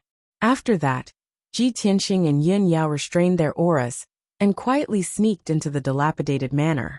They moved towards the depths of the manor. Both of their movements were light and cautious. They did not make any sound. After 15 minutes, both of them passed through the ruins and arrived at the depths of the manor. They arrived outside a huge black palace. This palace was the main hall of the manor. Although the walls were covered with cracks, the entire palace was slightly tilted and looked like it was about to collapse. However, Ji Tianqing detected that this palace was protected by the Heaven Origin Grand Formation, and there were martial artists' auras in the palace. Not only that, but there were also 3 gloomy and dark true origin fluctuations, hidden in a few old houses at the back of the palace. Ji Tianqing turned his head to look at Yun Yao and sent a voice transmission. "Yao Yao, there are 4 hidden sentries at the back of the palace. However, they are only at the 8th level of the origin core stage. There's nothing to worry about. Wait for me here for a moment. I'll go and deal with them first before I can break the palace's defensive grand formation." Yun Yao nodded and sent a voice transmission. "Tianqing, be careful."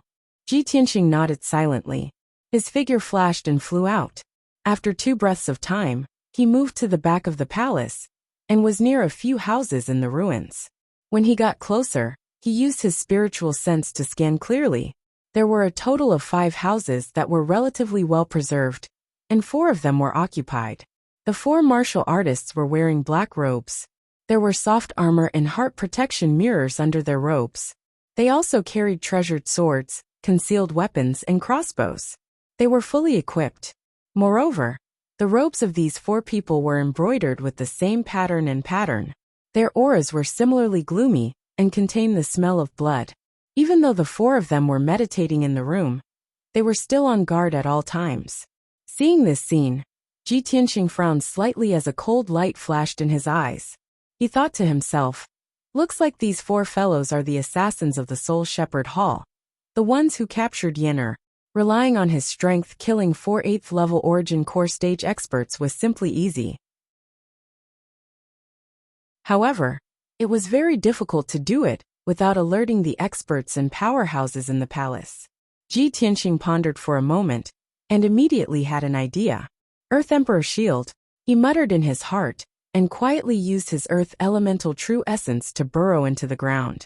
He controlled the power of Earth True Essence and quietly moved underground without any hindrance.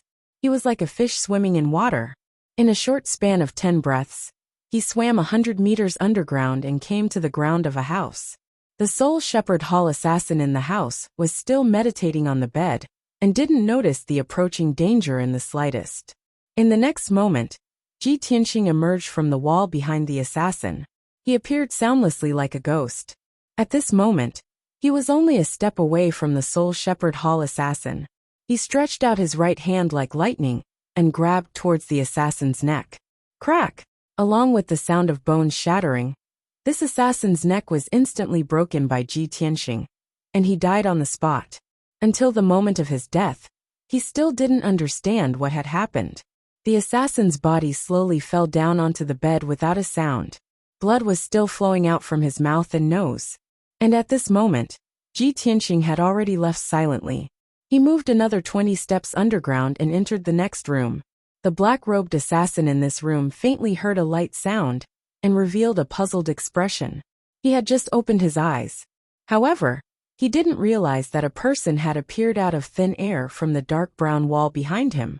Crack! Another sound of bones shattering was heard. This assassin's neck was also broken by Ji Tianqing. He didn't even have time to scream before he died on the spot.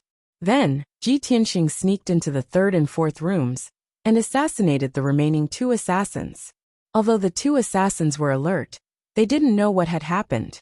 Before they could react, Ji Tianqing appeared like a ghost and silently took their lives.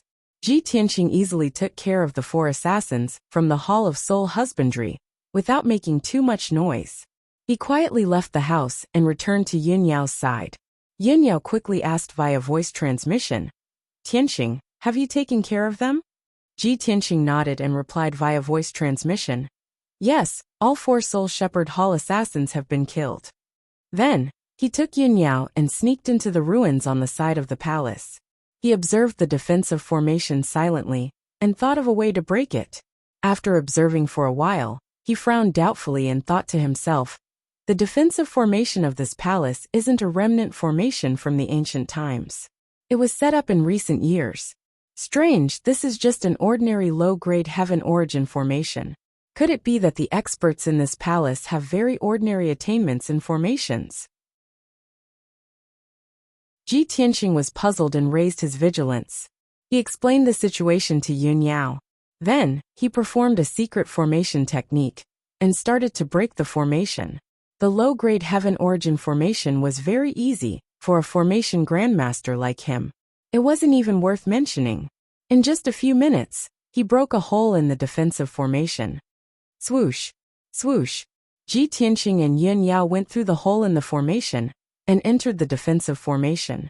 Although the palace had a black iron gate, they didn't go through the gate. They went through the window of one of the rooms on the first floor and directly entered the palace. The interior of the palace was dilapidated and very old. It was full of cracks and piles of gravel and debris. The air was filled with a damp and rotten smell. It was nauseating. Ji Tianxing and Yun Yao both had the strength of heaven origin stage. They held their breath and quickly shuttled through the palace, searching for traces of Yenner. Both of them released their spirit senses to explore the situation around. They didn't miss any room or secret room, even the underground. Not long after, they searched the entire first floor of the palace, but found nothing. They just went up to the second floor of the palace and entered a spacious hall. They were about to use their spirit senses to search. At this time, Ji Tianxing suddenly saw 4 statues standing in the 4 dark corners of the hall. Each statue was more than 3 meters tall. They were dark brown all over, and the carvings were lifelike. They didn't look like remnants from the ancient times. In terms of appearance, the 4 statues were all of the demon clan. Half of them were like humans, and the other half were like eagles. Ji Tianxing stepped toward one of the statues and prepared to observe it closely. However, the statue suddenly moved and opened its eyes, revealing a pair of dark golden bright eyes.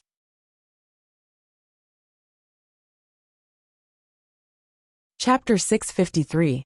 Ji Tianxing saw that the black stone on the surface of the statue was cracking and falling to the floor. In just a few breaths, the statue completely shattered, revealing a 3-meter-tall harpy with a robust and powerful body. This demon had the head of a human and the body of an eagle. It had the wings and sharp claws of an eagle, but it also had a pair of arms similar to that of a human. It stared down at Ji Tianxing with an evil sneer in its golden eyes. Human kid, how dare you break into the Wandering Soul's fortress and disturb our sleep? You are courting death. The harpies opened their sharp beaks and spoke the human language with a strange accent. At the same time, the other 3 statues in the corner of the hall cracked and showed 3 harpies with the same fierce vibes. The 4 harpies stared at Ji Tianxing and Yun Yao coldly, slowly approaching the center of the hall. Yun Yao was holding the cold moon sword, standing side by side with Ji Tianxing, looking around alertly. Tianxing, this is the golden-eye winged man. It is fast and powerful. It is good at fighting. It is said that this race was wiped out 1,000 years ago. There are only a few golden-eye winged men left. I didn't expect to see 4 of them here. Golden-eye winged men. Ji Tianxing raised his eyebrows and casually said, they are just 4 Sky Origin Stage Level 2 beasts. What is there to be afraid of? He coldly stared at the golden-eye winged man and asked, 2 days ago, did the Hall of Soul Husbandry catch a human boy and keep him here? The golden-eye winged man showed a mocking look. Kid, what is the Hall of Soul Husbandry? I have never heard of it. As for the human boy, I have eaten him long ago. He was delicious. Since you 2 are here, I am going to have a good meal today. TSK. Although Ji Tianxing could tell that the golden-eyed winged being was lying, he was still enraged. A cold killing intent flashed in his eyes. You are courting death. Ji Tianqing shouted and suddenly waved his hand to shoot out a fiery sword light toward the golden-eye winged man, Red Dragon Flash. The 10-meter-long fiery sword light lit up the spacious hall like a fiery dragon. It was about to hit the golden-eye winged man. The golden-eye winged man's pupils shrank. His body was covered with golden light, and he quickly dodged aside. However, no matter how fast he was not as fast as Ji Tianqing's Red Dragon Flash. Bang! With a muffled sound, Crimson Dragon Flash pierced through the chest of the golden-eyed winged man, shattering his heart and internal organs. Its 3-meter-tall body exploded into pieces of flesh and blood, scattering in the corner of the hall. Suddenly, the air smelled blood of the golden eye. The other 3 golden-eyed winged beings were smirking coldly, thinking about how to torture Ji Tianqing and Yun Yao. Suddenly, they saw that their companion had been killed by a sword strike. The 3 of them were stunned, and their golden eyes were filled with horror.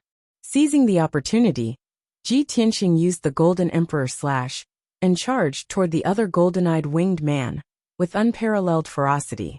Yun Yao also waved her Cold Moon Sword and used the Heavenly Star 5 swords. She slashed out 5 huge sword lights and attacked the golden-eye winged man on the left. The 3 golden-eye winged men finally came back to their senses and roared angrily. They flapped their wings and used a secret technique. They shot out sharp blades of light and shadow to block the attacks of the 2 people. The saber lights and sword shadows of the 2 sides clashed fiercely, creating a loud rumbling sound that reverberated in the hall. An incomparably violent shockwave fiercely struck the hall, causing huge cracks to appear on the ground and walls. The entire palace also shook violently. Ji Tianqing's golden-eye slash was unstoppable. It cut through all obstacles and hit a golden-eye winged man. That golden-eye winged man was cut in half by the giant sword. His body and blood scattered on the ground. The remaining 2 golden-eye winged men were scared out of their wits by Ji Tianqing's power. They attacked twice symbolically and then retreated in a hurry. They wanted to escape from the hall. However, Ji Tianqing was determined to kill them. How could he let them escape? Water split. He released a huge sword light that was more than 10 meters long and killed a golden-eye winged man on the spot. He also smashed the entire wall of the hall. Yun Yao also used the moonlight essence. She slashed out a crescent-shaped light blade and killed another golden-eye winged man on the spot. In the blink of an eye, all 4 golden-eye winged men were killed. The hall was also torn apart. The whole palace was on the verge of collapse. Huge rocks kept falling down. These 4 golden-eye winged men are only guards. There's an even stronger mastermind behind them. They've surely been alarmed now. We have to make the best use of our time and search separately now so as to avoid any mishaps happening to Yen. Ji Tianqing was anxious in his heart and instructed Yun Yao via voice transmission. The 2 of them hurriedly left the damaged hall and moved swiftly like a gust of wind on the 2nd floor of the palace as they released their spiritual sense to search for Yen's whereabouts. The 2 of them acted separately and spent 100 breaths of time to search all the 100+ rooms on the 2nd floor of the palace. However, they were unable to find Yen'er. Thus, the 2 of them hurriedly rushed up to the 3rd floor of the palace. This floor was obviously a secret place of the palace.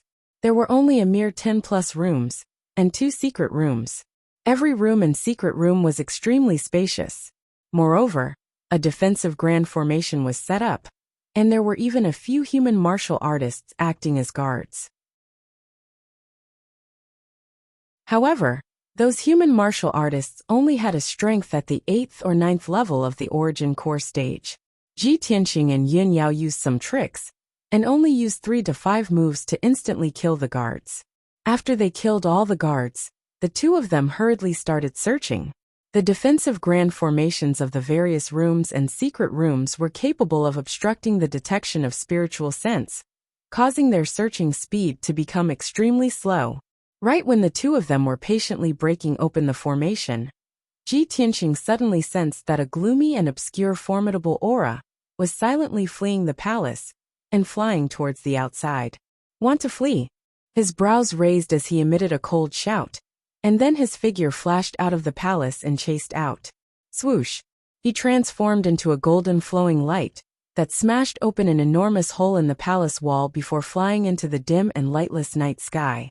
He raised his head to look ahead, and saw a thin figure in a black robe, carrying a little boy as it flew swiftly in the night sky 200 meters away. "Bastard, where do you think you're going?" Ji Tianqing shouted out furiously with a murderous aura. And then he exploded out with vast true essence, as he chased after the figure like a flowing light. Swish! In the blink of an eye, he caught up to the black-robed figure, and stopped the black-robed figure in the sky above the ruins of the manor. Meanwhile, Ji Tianqing saw clearly that the black-robed figure was a thin and slovenly old man. His disheveled long hair covered half of his face, and only revealed a pair of eyes that flickered with flames.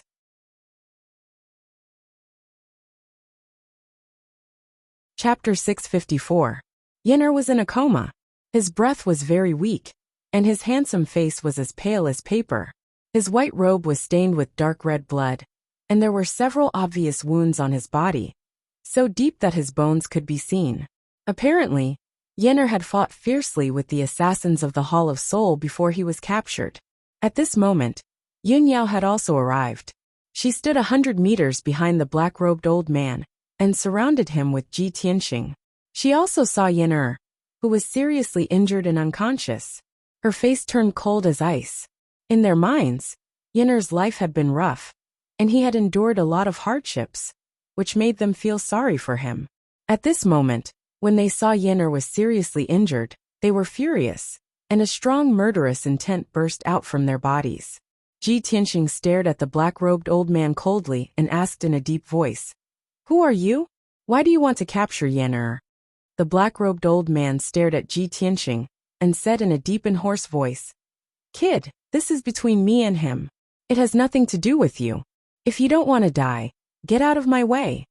Ji Tianqing thought that the black-robed old man had asked the assassins of the Hall of Soul to capture Yin'er to deal with him. But he didn't expect that the black-robed old man had a personal grudge against Yin'er. At this moment, Yun Yao pointed her sword at the black-robed old man and shouted angrily, "Nonsense! Yin'er is only 11 years old. He has never been in the martial world. How could he be your enemy?"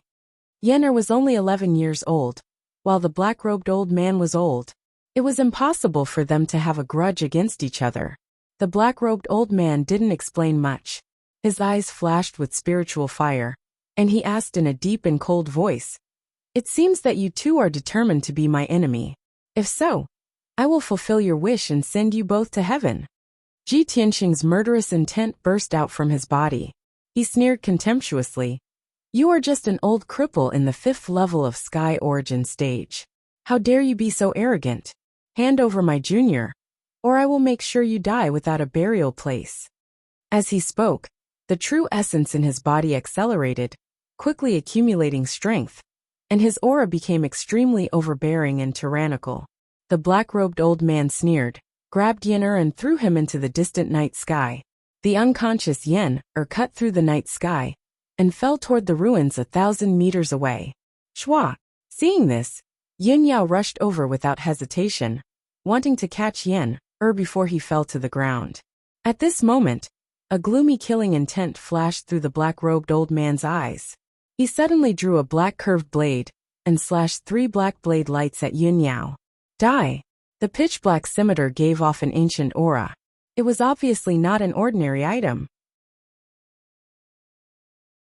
3 pitch-black saber lights that were 30 meters long and contained a dense aura of death silently streaked across the night sky and were about to slash Yun Yao.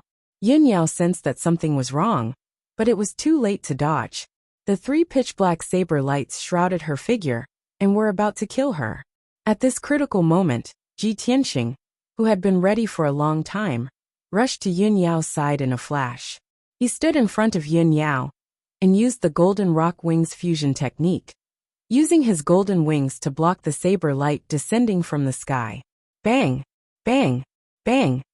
The huge saber lights slashed the golden wings, producing a deafening muffled sound. The violent shock wave sent Yun Yao flying backward, and she fell to the ground with Yin'er. Ji Tianqing was unscathed. He roared with a murderous aura and rushed toward the black-robed old man. Golden slash! In anger, he used his killer move with all his strength. He released a giant golden sword that was 100 meters long and slashed toward the black-robed old man with a force that could split heaven and earth. As soon as the giant golden sword appeared, its dazzling brilliance illuminated the entire manor. The dark brown earth and ruins were also illuminated to the finest detail. The dazzling golden light also clearly reflected the horror in the black-robed old man's eyes. He obviously did not expect that Ji Tianxing, who looked only 18 or 19 years old, could perform such a terrifying sword technique. At this critical moment, the black-robed old man put away his black saber and flipped his palm. A simple and mottled bronze cauldron appeared out of thin air. Cauldron stabilizes heaven and earth. The black-robed old man activated his majestic vital essence and poured it into the cauldron. Suddenly, the bronze cauldron expanded to the size of a house and enveloped him. A vigorous and vast aura burst out from the cauldron, causing Ji Tianxing to feel an ancient and boundless aura. Clang! In the earth-shattering sound, the giant golden sword slashed the bronze cauldron. Suddenly, the bronze cauldron fell from the sky and smashed into the dilapidated manor, creating a deep pit with a radius of 1,000 meters. The giant golden sword also exploded with a bang, bursting out a shock wave like a torrent of golden light, sweeping in all directions. The entire manor was destroyed. The broken walls and brick ruins were blasted into dust by the shockwave. Fortunately, Yun Yao had fled the manor with Yan and hid in the ruins a few miles away, blocking the bombardment of the shockwave. In the deep pit, a huge crack appeared on the surface of the bronze cauldron. Raging red flames were constantly emerging from the crack. Ji Tianxing flew above the deep pit and looked down at the bronze cauldron. He was about to perform his unique skill again. Although this bronze cauldron was an ancient treasure, it was a top Tianyuan level treasure and could be called a magic tool. However, this bronze cauldron was too old and dilapidated, and its power was very weak. Ji Tianxing would be able to break the cauldron if he slashed a few more times. At this moment, the cauldron suddenly shrank thousands of times, and the black-robed old man's figure appeared again. He was safe and sound, but his eyes were a little ferocious and crazy. "You despicable little bastard. You actually destroyed this old man's treasure. I'm going to kill you and use your flesh and blood to feed the spiritual snake." The black-robed old man cursed in a vicious tone. He quickly put away the bronze cauldron and waved his hand to shoot out a red flame. Swoosh! The crimson flame flew into the night sky and immediately expanded countless times in size. Suddenly, a colorful spiritual snake of flame appeared. It flew rapidly in the night sky and rushed toward Ji Tianxing. The spiritual snake of flame was hundreds of meters long. It was like a divine dragon of flame. It was surrounded by monstrous flames and exuded a terrifying heat. The air in all directions was burned clean by the high temperature. The area within a radius of 1,000 meters became a vacuum. The broken walls and brick ruins on the ground were burned red and turned into dark red magma.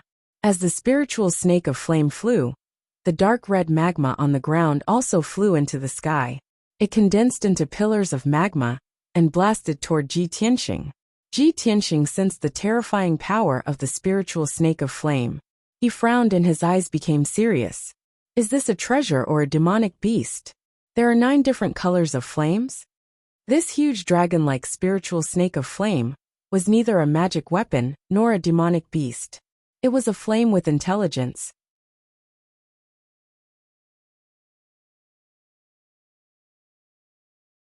Chapter 655.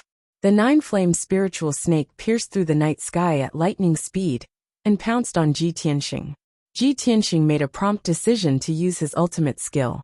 He released black water that blotted out the sky and blasted it toward the 9-flame spiritual snake. Black water rope. The majestic power of the black water condensed into a black water column that was 100 meters long. It was like a dark and cold divine dragon. Water could counter fire. The black water was the essence of the water element and was more powerful. Boom! In the deafening sound, the black water rope and the 9-flame spiritual snake collided and created a shockwave that swept across the sky. The sky was filled with black water and flames of various colors, splashing in all directions. Water and fire were incompatible. The two forces canceled each other out and quickly collapsed.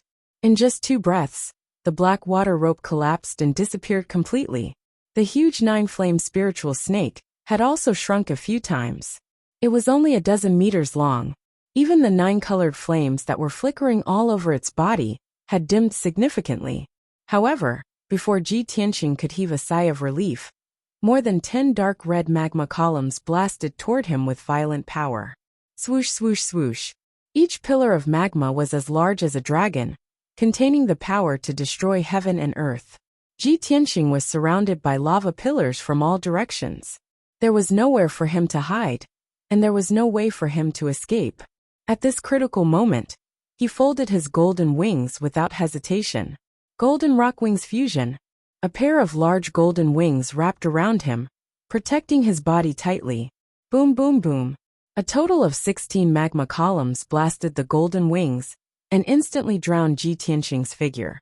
At that moment, flames rose in the sky and magma splashed. It was as if a bright red sun had lit up the sky and lit up the surrounding 10 miles. The black-robed elder widened his eyes and stared at the flames and magma in the sky. His eyes were filled with anticipation. In his opinion, Ji Tianqing would definitely be injured on the spot after being blasted by the magma columns. However, the black-robed elder immediately saw Ji Tianqing's figure when the magma rain fell from the sky. Ji Tianqing was standing in the sky, unscathed. He was looking at him coldly, and his entire body was surging with a strong murderous intent.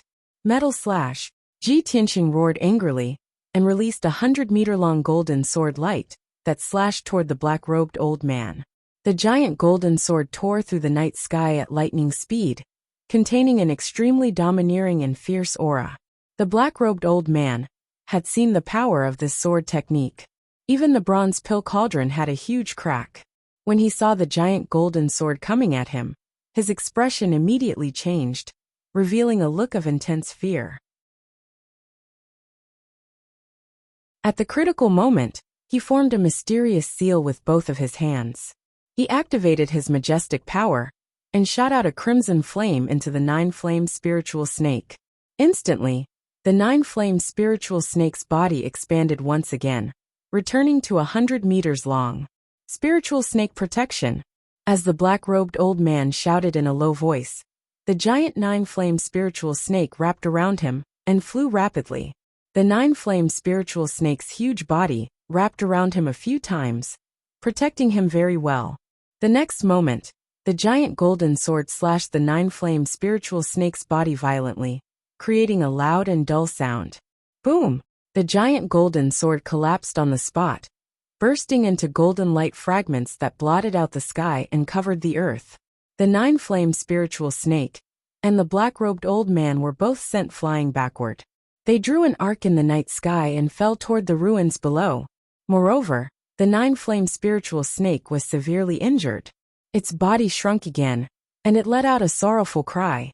Seeing this, Ji Tianqing immediately frowned, and a tinge of surprise flashed in his eyes. This 9-flame spiritual snake is a bit strange. It can block my killing moves time and time again. Ji Tianqing could tell that although the 9-flame spiritual snake was not a celestial artifact, its power and effects were better than a celestial artifact. It must be the black-robed old man's trump card. An idea popped up in his mind. He wanted to capture the 9-flame spiritual snake and study it carefully. It seemed that the 9-flame spiritual snake and the black-robed old man were about to fall into the ruins below. Just as they were about to hit the ground, the 9-flame spiritual snake stopped falling. It stretched out its huge body and caught the black-robed old man. Swoosh! With a flash of fire, the 9-flame spiritual snake flew back into the sky with the black-robed old man on its back. However, the black-robed old man had already seen Ji Tianqing's strength and means. He no longer had any intention to fight. He did not want to be entangled with Ji Tianqing. He stepped on the 9-flame spiritual snake and ran away as fast as a shooting star. You still want to run away? In your dreams? Ji Tianqing shouted with a murderous intent and chased after the old man without hesitation. Swoosh! He turned into a golden shooting star and pierced through the night sky like a sharp sword, making a sharp air-rending sound. In just 20 breaths' time, Ji Tianxing caught up with the nine-flame spiritual snake. He only hesitated for a moment before he activated the sword embryo in his abdomen. It turned into a huge golden sword and charged toward the black-robed old man. Sword of Judgment.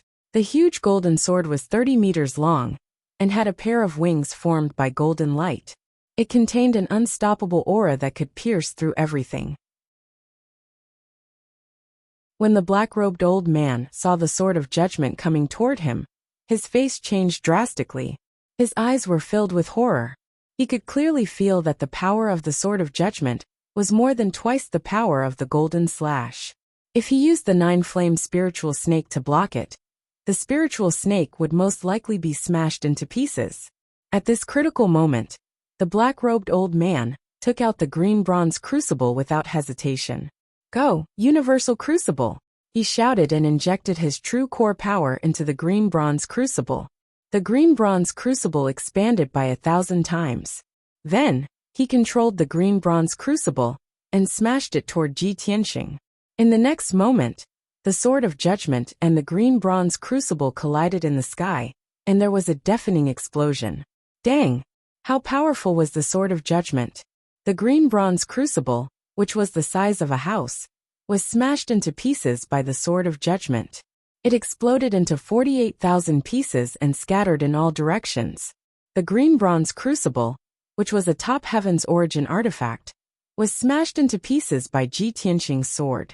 The deafening explosion and violent shockwaves, mixed with the countless pieces of the green bronze crucible, swept across the area with a radius of a few thousand meters. When the black-robed old man saw the green bronze crucible being destroyed, he was heartbroken. However, no matter how precious the green bronze crucible was, it was not as important as the nine-flame spiritual snake. He sacrificed the green bronze crucible to block Ji Tianxing's killing move. He had achieved his goal. When the green bronze crucible was smashed into pieces, he had already ridden the nine-flame spiritual snake and escaped into the distance. The Sword of Judgment had also consumed a lot of energy, and its radiance had dimmed. Swoosh!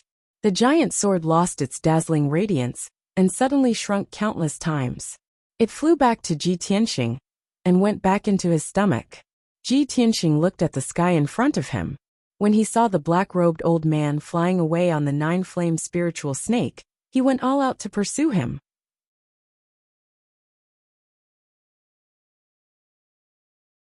Chapter 656. Ji Tianxing and the black-robed old man, two people, flew across the night sky one after the other. Their speed was as fast as lightning. The movement of the two people fighting was too big. Not only did it destroy the entire manor, but it also emitted a deafening loud noise and lit up a monstrous fire. With the manor as the center, the martial artists within a radius of 10 miles were all alarmed. From the many ruins and houses around, at least several dozen figures flew out. Most of them were Origin Core Realm and Heavenly Origin Realm powerhouses. Numerous invisible spiritual senses spread out, quietly probing the situation on the battlefield. There were also many powerhouses secretly staring at Ji Tianxing and the black-robed old man in the sky.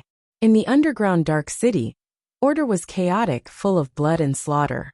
There would be martial artists fighting every day. A battle could break out anytime and anywhere. Everyone had long been used to it. Therefore, those alarmed powerhouses just hid in the dark to observe. No one showed up to intervene in this matter. Furthermore, everyone could detect that Ji Tianxing and the black-robed old man were both heavenly origin powerhouses with extraordinary strength. Ordinary people did not have the qualifications to intervene in the two of them at all. Ji Tianxing chased after the black-robed old man, and soon left the manor ruins, flying towards the depths of the underground dark city. Yun Yao brought the seriously injured and unconscious Yen and hurriedly followed up. However, her speed was much slower. She only chased out for a short distance and already lost him.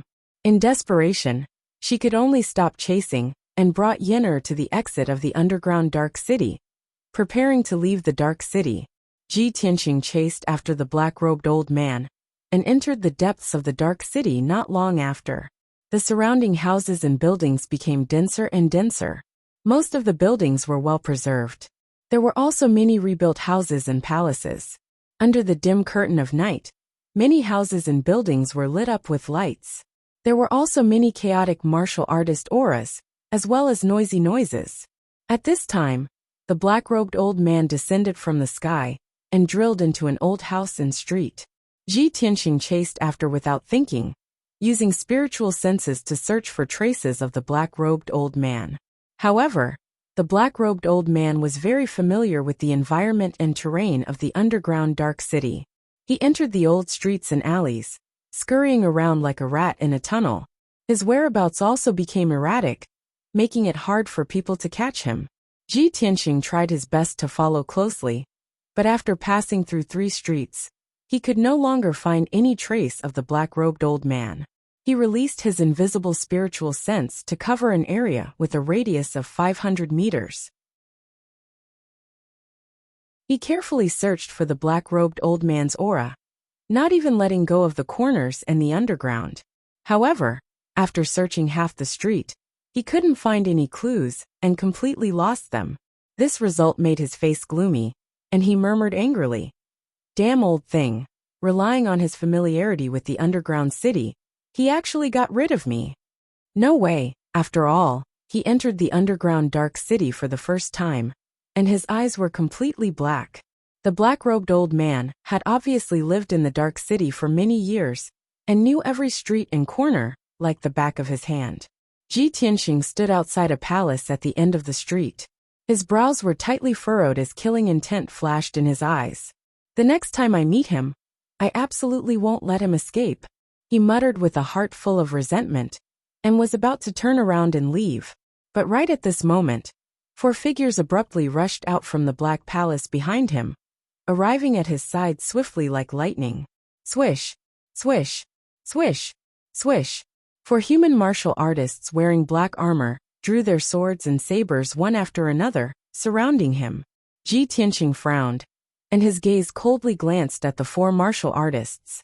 He saw that these 4 human martial artists all had strength around the 8th level of the Origin Core stage. They wore standard armor and seemed to be the guards of the palace. One of the martial artists with a tall and sturdy figure stared at him with a ghastly gaze and shouted in a deep voice, "Who are you, to actually dare use your spiritual sense to spy on our dark shadow palace?" Hearing this person's words, Ji Tianxing's brows instantly raised, and a strange light flashed in his eyes. "Dark Shadow Palace? This is the Dark Shadow Palace?" Earlier, he chased the black-robed old man here and completely lost his aura and clues.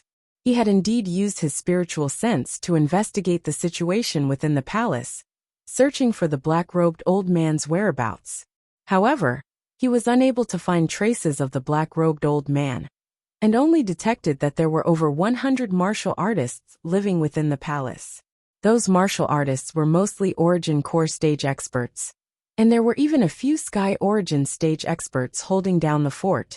Ji Tianxing didn't know where this palace was, and was just about to turn around and leave. Unexpectedly, the 4 guards rushed out and surrounded him, allowing him to know that this palace was the Dark Shadow Palace. Ji Tianxing was rather surprised, and his face revealed a playful sneer. No wonder that old cripple's aura vanished when he fled here. Looks like he's most likely hiding within the Dark Shadow Palace. The 4 armored guards didn't notice Ji Tianxing's abnormality. The person in the lead still had an icy cold gaze, and he furiously shouted with a murderous aura, "Speak quickly. What exactly do you want to do by spying on the secrets of the Dark Shadow Palace with ill intentions?" Ji Tianxing didn't answer his question, and instead asked, "Is this Dark Shadow Palace the property of the Duanmu family?"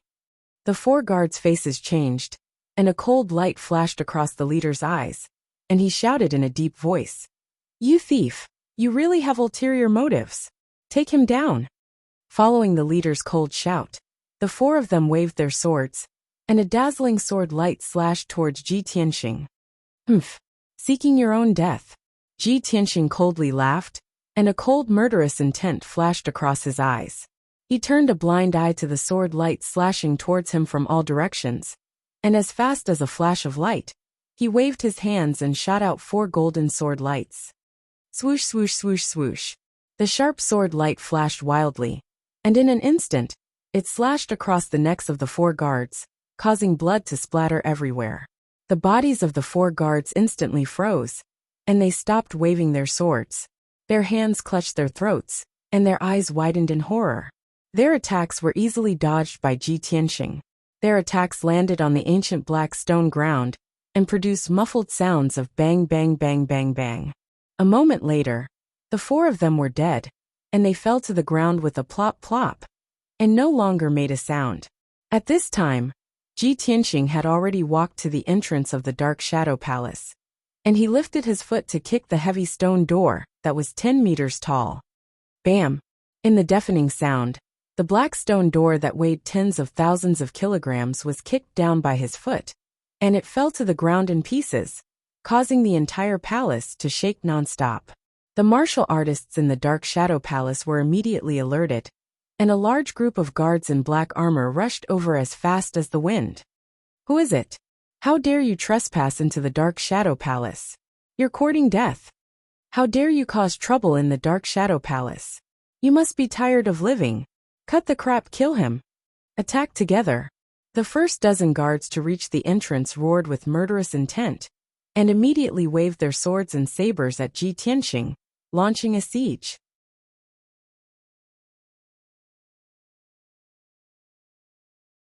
Chapter 657. Before entering the underground Dark City, Yun Yao told Ji Tianxing before that the Dark Shadow Palace was the Duanmu family's property. For the black-robed old man to be able to instruct the Soul Shepherd Hall's assassins to capture Yen Er, he must have some connection with the Duanmu family. Furthermore, he disappeared when he escaped to the vicinity of the Dark Shadow Palace. Ji Tianxing had reason to believe that he most likely hid in the Dark Shadow Palace. Therefore, Ji Tianxing wanted to go on a killing spree. Even if he could not find the black-robed old man, he would also destroy the Dark Shadow Palace. When over a dozen Origin Core Realm guards rushed over, Ji Tianxing revolved his majestic True Essence, condensing it into a True Essence shield, protecting himself. Bang! Bang! Bang! Several dozen blade lights and sword shadows slashed onto him, but they were all blocked by the True Essence shield. He waved both palms, his 10 fingers flicking repeatedly, continuously shooting out beams of golden sword light, charging towards the black-armored guards around him. Whoosh! Whoosh! Whoosh! Countless sword lights shot out in unison, emitting a sharp ear-piercing sound of tearing through the air, bringing along puffs of dark red blood flowers. One black-armored guard after another had their throats or hearts pierced by the golden sword light, falling to the ground on the spot, unable to get up. No one could stop Ji Tianxing's charge, let alone block the golden sword light that he released. After a short few breaths, over a dozen guards around him were all killed on the spot. Over a dozen corpses were lying on the ground in disarray, causing the hall to be filled with a thick stench of blood. But Ji Tianxing was completely unscathed. His entire body was not even stained with blood. He strode across the vast hall and walked towards the depths of the Dark Shadow Palace. Black-armored guards constantly rushed out from all around. There were even quite a few guard captains and deacons, who also rushed over to surround and kill him. But no one could stop his footsteps. Origin Core Realm experts, no matter how many came, they would all die without a doubt. When Ji Tianxing passed through the hall on the first floor and charged to the second floor of the Dark Shadow Palace, over 30 corpses had already fallen behind him. The hall and the surrounding walls were also slashed with many holes by the blade lights and sword lights, splitting open a series of enormous cracks. Finally, when Ji Tianxing reached the hall on the second floor, he was stopped by several experts. In the brightly lit hall, there were 4 Sky Origin stage cultivators. The leader was an old man in a purple robe. He was the manager of the Dark Shadow Palace. He was at the 5th level of the Sky Origin stage. There were 3 middle-aged men standing behind him. They were wearing long robes with embroidered patterns. They were the leaders of the Dark Shadow Palace. They were all at the 3rd level of the Sky Origin stage. Besides that, there were over 10 Yuan Dan stage guards and deacons in the surroundings of the hall, all of them on alert as they stared at Ji Tianxing with eyes filled with killing intent. Ji Tianxing stepped into the hall, and stopped 100 steps away from the purple-robed elder. His gaze swept across the 4 Heaven Yuan experts, and the dozen or so Yuan Dan experts around him. Then, he secretly released his spiritual consciousness to explore every corner of the Dark Shadow Palace, searching for traces of the black-robed elder. The purple-robed elder's face was extremely gloomy. His eyes were filled with cold, killing intent. Seeing Ji Tianqing's fearless attitude, the fury in his heart burned even more. He shouted angrily in a deep voice, "Kid, who are you? Don't you know where the Dark Shadow Palace is? How dare you barge into the Dark Shadow Palace and start a massacre? How dare you? No matter how powerful you are, no matter who your backer is, you will die today." Ji Tianqing looked at the purple-robed elder emotionlessly and said indifferently, "Of course I know where this place is. Otherwise, why would I barge in? I'll give you a chance to live. Hand over the old cripple, who just hid in here, and I'll spare your lives." Hearing this, the purple-robed elder was so angry that he laughed. "Ha ha ha ha. Did I hear it wrong? Little bastard. You barged into the Dark Shadow Palace alone, and you're about to be killed. How dare you be so arrogant? Even if you kneel down and beg for mercy, I won't let you go. Today, I'll chop you into pieces and feed you to the dogs." With that, the purple-robed elder waved his hand and gave the order. "Kill him." The dozens of Yuan Dan experts around the hall all charged towards Ji Tianqing with murderous intent. Everyone waved their swords and sabers, slashing out an overwhelming amount of sword and saber light, enveloping Ji Tianqing's figure. In a split second, the wide hall with a radius of 100 meters was filled with fierce and domineering saber energy and sword intent, causing a violent hurricane to blow. Ji Tianqing was in the center of the hurricane. His entire body lit up with a dazzling light, condensing into an oval-shaped shield. Saber lights and sword shadows that blotted out the sky and covered the earth slashed at his true essence shield, but they were unable to harm him at all. The saber light and sword light were all shattered into pieces and scattered in all directions, hitting the walls and the ground, blasting out numerous holes and cracks. Ji Tianqing's palm flashed, and the black dragon sword appeared out of thin air. Dragon soars from the 9 heavens. He brazenly drew his sword and slashed out a 30-meter-long Frost Divine Dragon. Roar! The Frost Divine Dragon let out an earth-shattering roar and instantly broke through the blockade of saber light and sword light, blasting a few Yuan Dan experts into pieces. The Frost Divine Dragon did not blast towards the walls of the hall. Instead, it circled around Ji Tianqing and charged around the hall. Bam! Bam! Bam! Wherever the Frost Divine Dragon passed, all the saber light and sword light were shattered, and the dozens of Yuan Dan experts were sent flying. Everyone was sent flying, crashing heavily into the walls of the hall, making a series of dull thuds. When they landed on the ground, all of them were bleeding from all 7 orifices. Their bodies twisted and fell to the ground. 12 experts were killed on the spot, turning into bloody corpses and no longer making a sound. The few lucky survivors were still breathing, but they were also severely injured. Their bodies twitched as they screamed in pain. In the blink of an eye, the hall became a scene of devastation, a complete mess. The ground and walls were filled with cracks, and huge rocks kept falling from the roof, smashing into the hall. Smoke and dust filled the hall, and it was filled with the thick smell of blood. The only people who were still standing were Ji Tianqing, the purple-robed elder, and the 3 leaders. The 5 of them were all Sky Origin experts. When the 4 powerhouses saw Ji Tianqing kill more than a dozen powerhouses with a single move, their eyes widened in shock. The purple-robed elder was both furious and shocked. His hands and his sleeves were trembling. All these years, he had been in charge of the Dark Shadow Palace. With the Duanmu family as his backing, no one dared to provoke him, and no one dared to cause trouble in the Dark Shadow Palace. He had been a tyrant for many years, enjoying all the glory and wealth. It had been many years since he had personally fought a battle. He did not expect to meet such a ruthless person like Ji Tianqing today. Not only did Ji Tianqing start a massacre in the Dark Shadow Palace, he was also so powerful.